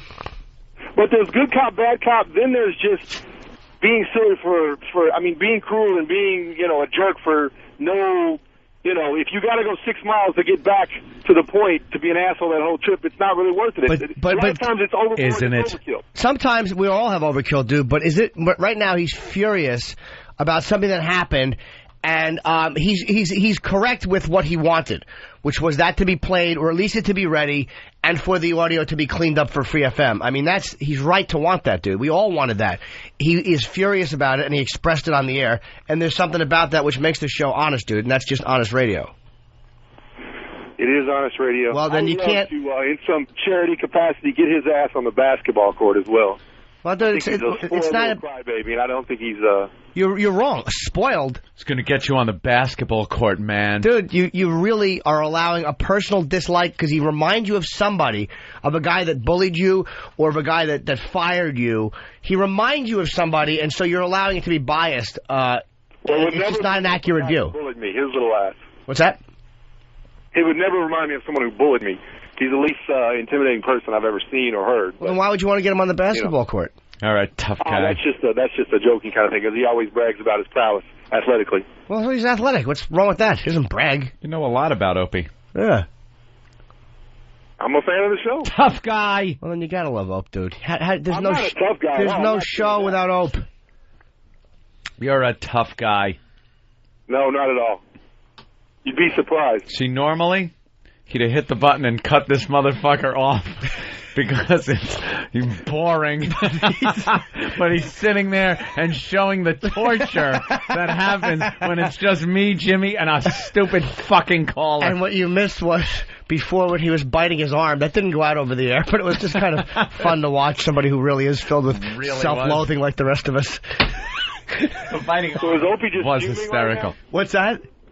Is Opie just fuming right now? No, dude, he doesn't give a shit. He's just listening to you. No, he's not. Anymore. He has one arm propped up. Also speak about dude, every word. The thing is, every word that's coming out of your mouth right now is proving a point. Like, he's gotten beaten up on the air before. I've gotten beaten up on the air before. Everyone loves me. It never somebody happens. Posted something about one time, but it was a mistake. They meant somebody else. So I know what it's like to sit there and have somebody call up, we're talking shit, and it's like it's like when the other guy is going to bat for you. It's like it's not needed, and all the fans know it's not needed. But it is kind of funny to hear something this obviously incorrect. That's the truth, too, dude. Well, Opie is I finished it too fast. Dude, I know what you're saying. You don't like somebody, and that's acceptable. But you're being completely dishonest when you're looking at the way the radio show is run, and you understand that, and you do know that, and you just try to bug Ope so you're not telling the truth. No, you're off on that regard. Well, then you just don't. You're really reading it wrong. You're saying his genius is that I don't see how he leads the program. He is the true leader. But it's even more than just leading the program. It's not just button pushing and leading the program. It's seeing Patty have an orgasm and saying this is what's going to happen, where nobody else in the studio would have done that. Oh, so he came up with it. I mean, your interns come up with great ideas sometimes. So dude, they should be beyond. Come on, man. You know that's not true. Oh, my God. And our interns very rarely come up with anything. They're fucking dopes. Be honest. What do you do for a living? Quickly. I have a small business. Yeah, see, you're not being honest. What do you do? I have a small business. What fucking small business? Anyone, a kid selling fucking lemonade on the side of the road is a small business, you cunt. What do you fucking do, Paul? Can I get a word in? Yeah, I asked you twice. You gave me the same fucking no answer. What do you do, shithead? What do you do? Things, I import, export things. Import, export. What do you fucking import, export to this country with your small business? Give me a specific thing, what you fucking do. What's your job description? You dishonest fuck. Go ahead. Small electronic parts. You ship it in from Japan, you get small electronic parts, and do what with them?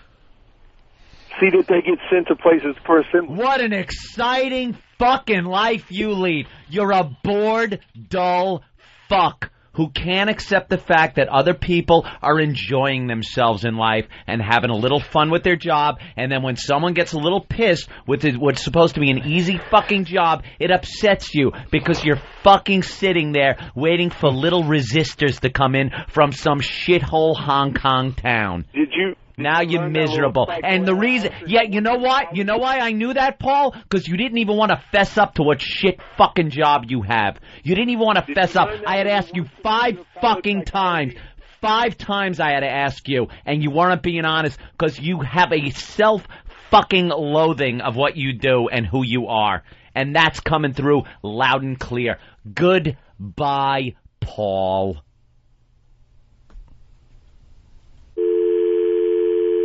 Ass. Oh, I get sick of that. Be honest. That came through loud and clear, by the way. Loud and clear. Mm-hmm. People are pissed at I understand. I used to listen to fucking radio when I was working, and it sucked. Oh, did I hate listening to people fucking having fun. And then whenever anybody had a bad time, you're like, well, go fuck yourself. Fuck you. Because you're miserable.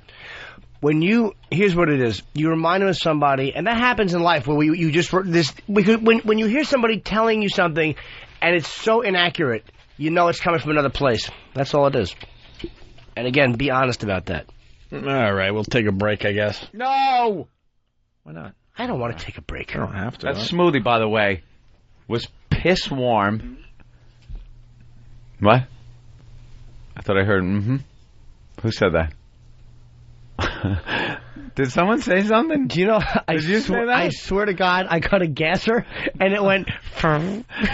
Your ass talked to me. Yeah, no, you fucking answered it. I answered your ass. What'd you say? I answered Jimmy's asshole. It went.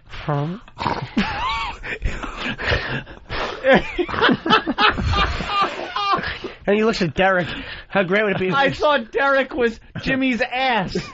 The only thing that could have made my asshole spells better. The only thing that could have made me happy is if somebody was fired because they thought that you thought they got fresh and you fired them. His ass is getting fresh. Oh, is that funny? Your ass answered me, and then I talked back to it. What? Who said what? Who said your ass? Yeah. His breath stinks. Who said the Russians are coming? All right. Did Bob make a point anywhere in there, by the way? His name? No. It was actually Bob. No. Good old Bob. Good old Bob. Was it Bob? I thought it was Paul from Missouri. There's people that don't understand having passion. Sorry, Paul. There's people out there that don't understand having passion to do something. Yeah. They don't understand that. And really being into it. You know, we like to try to be real and honest, so we don't mind showing the bruises and the scars and the cuts. You think I sit back and go, oh, wow, I must be looking really cool right now on the radio. I know I look like a complete asshole, but I get that that's appealing when you're doing a radio show where you allow people to see in and see everything. Yeah.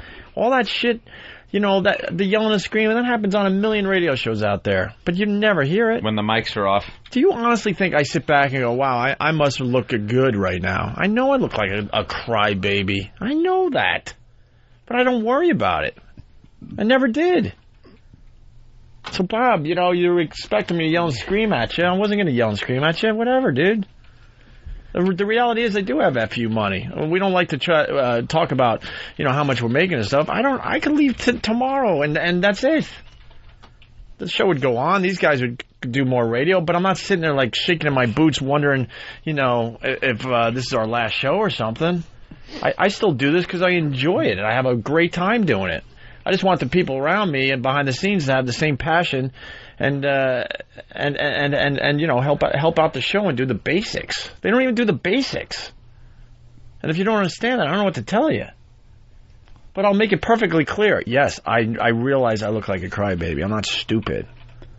Of course I do. You either want an honest show or you don't. I mean, that's the bottom line. You're going to see it. I just threw a tantrum in front of a bunch of listeners outside Free FM. You think I'm walking down the sidewalk with my arms folded and throwing the mic on a table like they're looking at me like, wow, look, he's pretty fucking cool. No, I know they're like what a baby. I know that.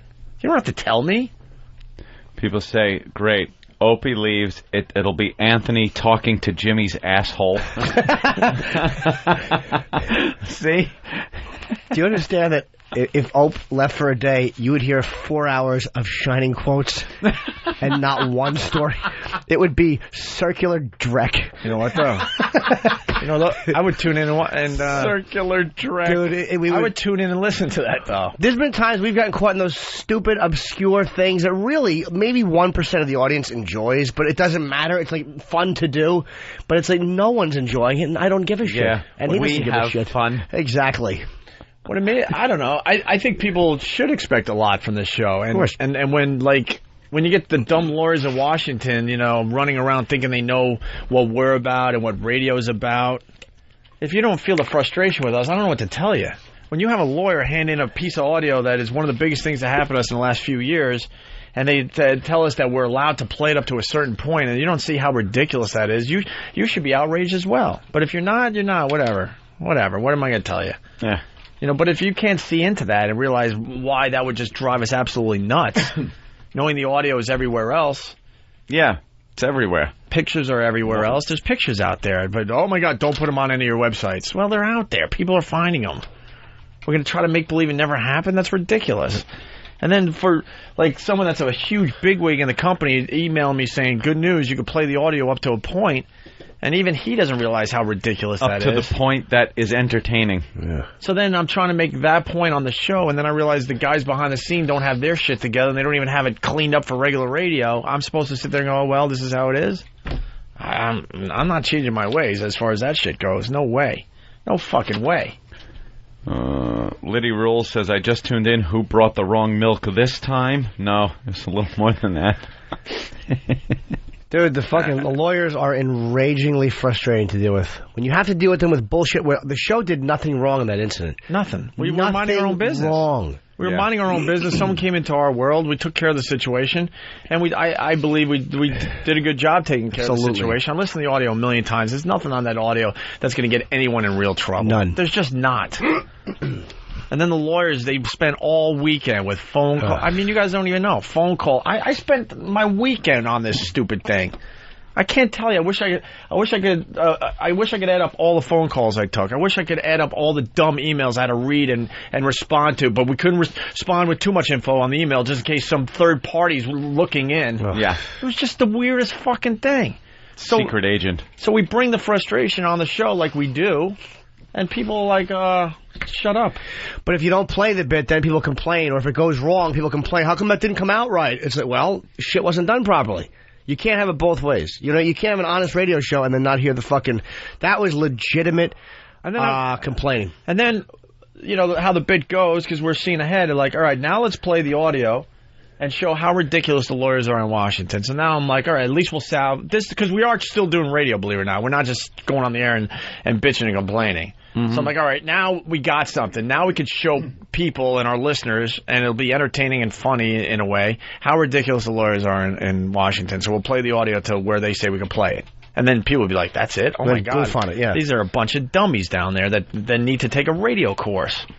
And then you have your own guys that don't even make it friendly for commercial radio, and I'm not supposed to bitch. There was 3 curses in there that completely fucked up the whole flow of the bit. Yeah. The whole flow. And to begin with, we didn't even have the audio over there. And then the executive producer, whatever the fuck his name is, I'm at the elevator, and he actually says, oh, dude, I don't know what happened. I'm like, that's your job.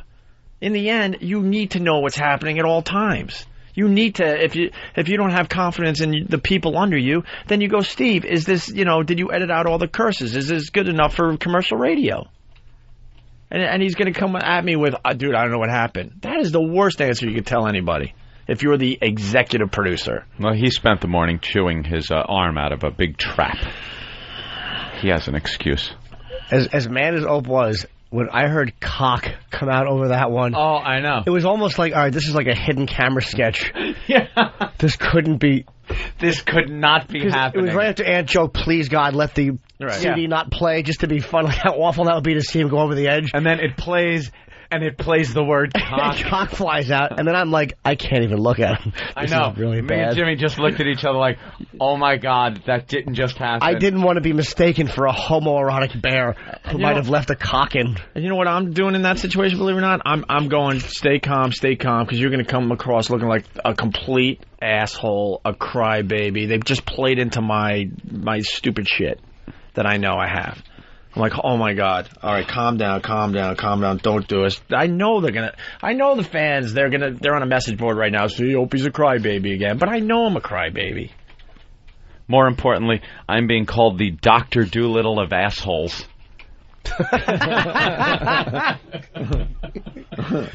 Who said that? I swear I thought your asshole was commenting on my smoothie. Please, can we hear that again at one point in the show? Yeah. You don't have to edit it. It was not a fart. Call the lawyers, just see if we can play that because it was gas. We can find it. Yeah, we'll find it before break. Brian in Virginia Beach.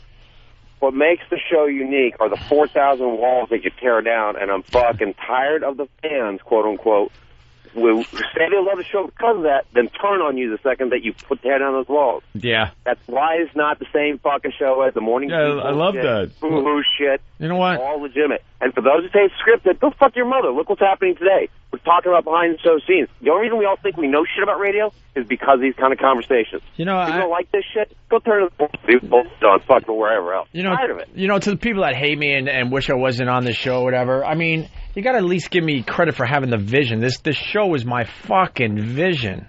And then I met Anthony, and, you know, we took it to this level. You know, but before Anthony, this was my vision. No credit. No, you get credit. You know that.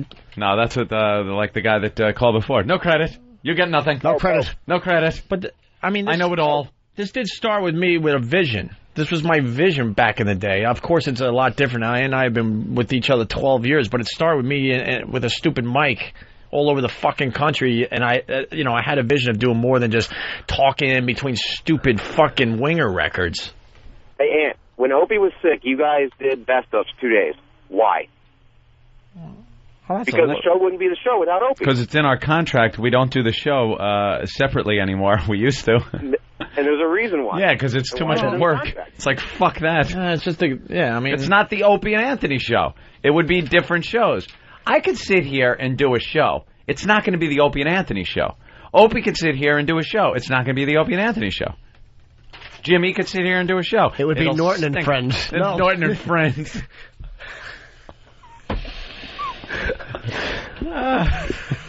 Norton and Friends.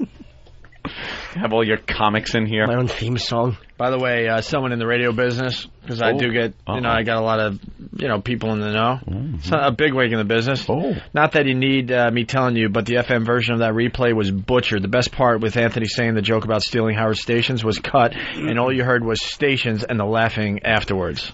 That's great. So there was absolutely no reason in the end to play that audio because of the dumping out. None. I have the dump sheet, by the way. If we want to do that. Live from the Opie and Anthony Show studios, the Daily Dump Report. That's interesting. Yeah, I disagree. 7:19 a.m. Pulled your pants down and raped you. Norton during your discussion of what happened during the walkover Friday.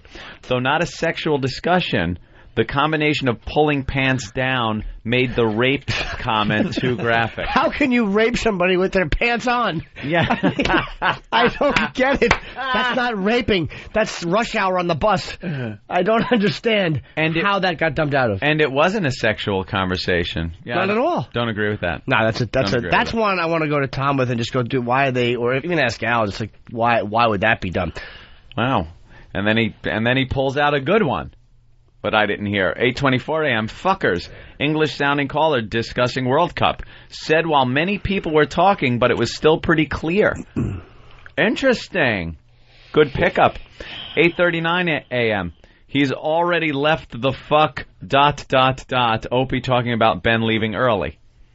8:52, and here was from the clips. Howard Stern has a huge cock replay of XM walkover from Friday. And 8:54 a.m. Steal a lot of shit, said once by the guy on the street and once by Anthony during replay of XM walkover from Friday. There you go. 2, 3, 4, 5. 5 dumps, 3 of which should never have happened at all. 1 I don't agree with. Right. Should we play the audio of you talking to Norton's ass? I don't know. I'm not really sure if that would be a good idea. So maybe get the lawyers on the phone. No, I mean, I don't know if Bob is going to let me maybe suggest something. Is that no? Wouldn't be good then. Should I direct it that way, or maybe I should just not do shit? No, don't do anything. Do you have that audio, Derek? I want to hear this fart. I honestly sounded like an answer. It was a quiet one. It wasn't a loud one. You just have good hearing. But it sounded like somebody in the room. I really thought it was Z-Rock to my left. Yeah. And then he realized, what am I doing? Even like it was Jimmy's ass agreeing with me that my smoothie was warm. Right. But I really thought it was Z-Rock, and then I thought he was like thinking to himself, what am I doing, even acknowledging that I'm in this room right now? Crank it up so we could hear it. All right, here it is. All right, we'll take a break, I guess. No! Why not? I don't want to take a break. I don't have to. That smoothie, by the way, was piss warm. What? That's what I heard. Who said that? Did someone say something? Wait, oh, Jesus. It sounds like it's going, I heard, I heard like a, like your ass agreed that my smoothie was warm, Jimmy. Oh, it did. My smoothie was so piss warm. Can you rewind that? Yeah, let me hear that again. Wait, try not to laugh too hard in the background, because he continues to talk. Yeah, I'm talking to his ass at that point. Listen. No. I don't want to take a break. I don't have to. That smoothie, by the way, was piss warm. What? I thought I heard, Who said that? Did someone say something? You know, Did you say that? I swear to God, I cut a gasser, and it went... Your ass talked to me. Yeah, no, you fucking answered it. I answered your ass. What'd you say? I answered Jimmy's asshole. It went... Come on now, you gotta admit, we're back live. You gotta admit that sounded like, Next time, why don't we do this to cut all problems out? How about you put your ear right next to it? This way you know exactly what it says. I'm not gonna put my ear on your ass. That laugh. It answered me. It said, That laugh might beat poker chip laugh, man, because that is unbelievable. God, is that funny? No. And then he's like all paranoid, like he's just hearing voices. Yeah, because then I'm looking to see who else had a smoothie. Because that would be the only way they could agree. And I saw a straw up Jimmy's ass drinking a smoothie. And yes, it did agree. Pretty warm. That was the Munaki. Your ass went, Let's go to Pat in New Jersey. Pat, what's up? Oh, that's funny. Norton's asshole does these impersonations. You think they're the real? Very funny. Very nice. You could see how a girl could like that asshole. All right. You want to play that audio again? What? One more time? What? One more time? I don't know what he's saying. Yeah, I thought you wanted to play it one more time. The fart at me. You want to play it in the break? Fart. One more time. I really don't know. I don't know what I'm doing on radio, so maybe someone can help me out. Derek's so fired. I don't. Yeah, what is this, the Derek and Anthony show? I say when Opie says go to break, you don't stop and go, whoa, what about another time? No, I don't really know. I haven't done radio long enough to know. Replay the part where he said to replay it. Yeah. And then put fired on the pad and spell it F-Y-R-I-D.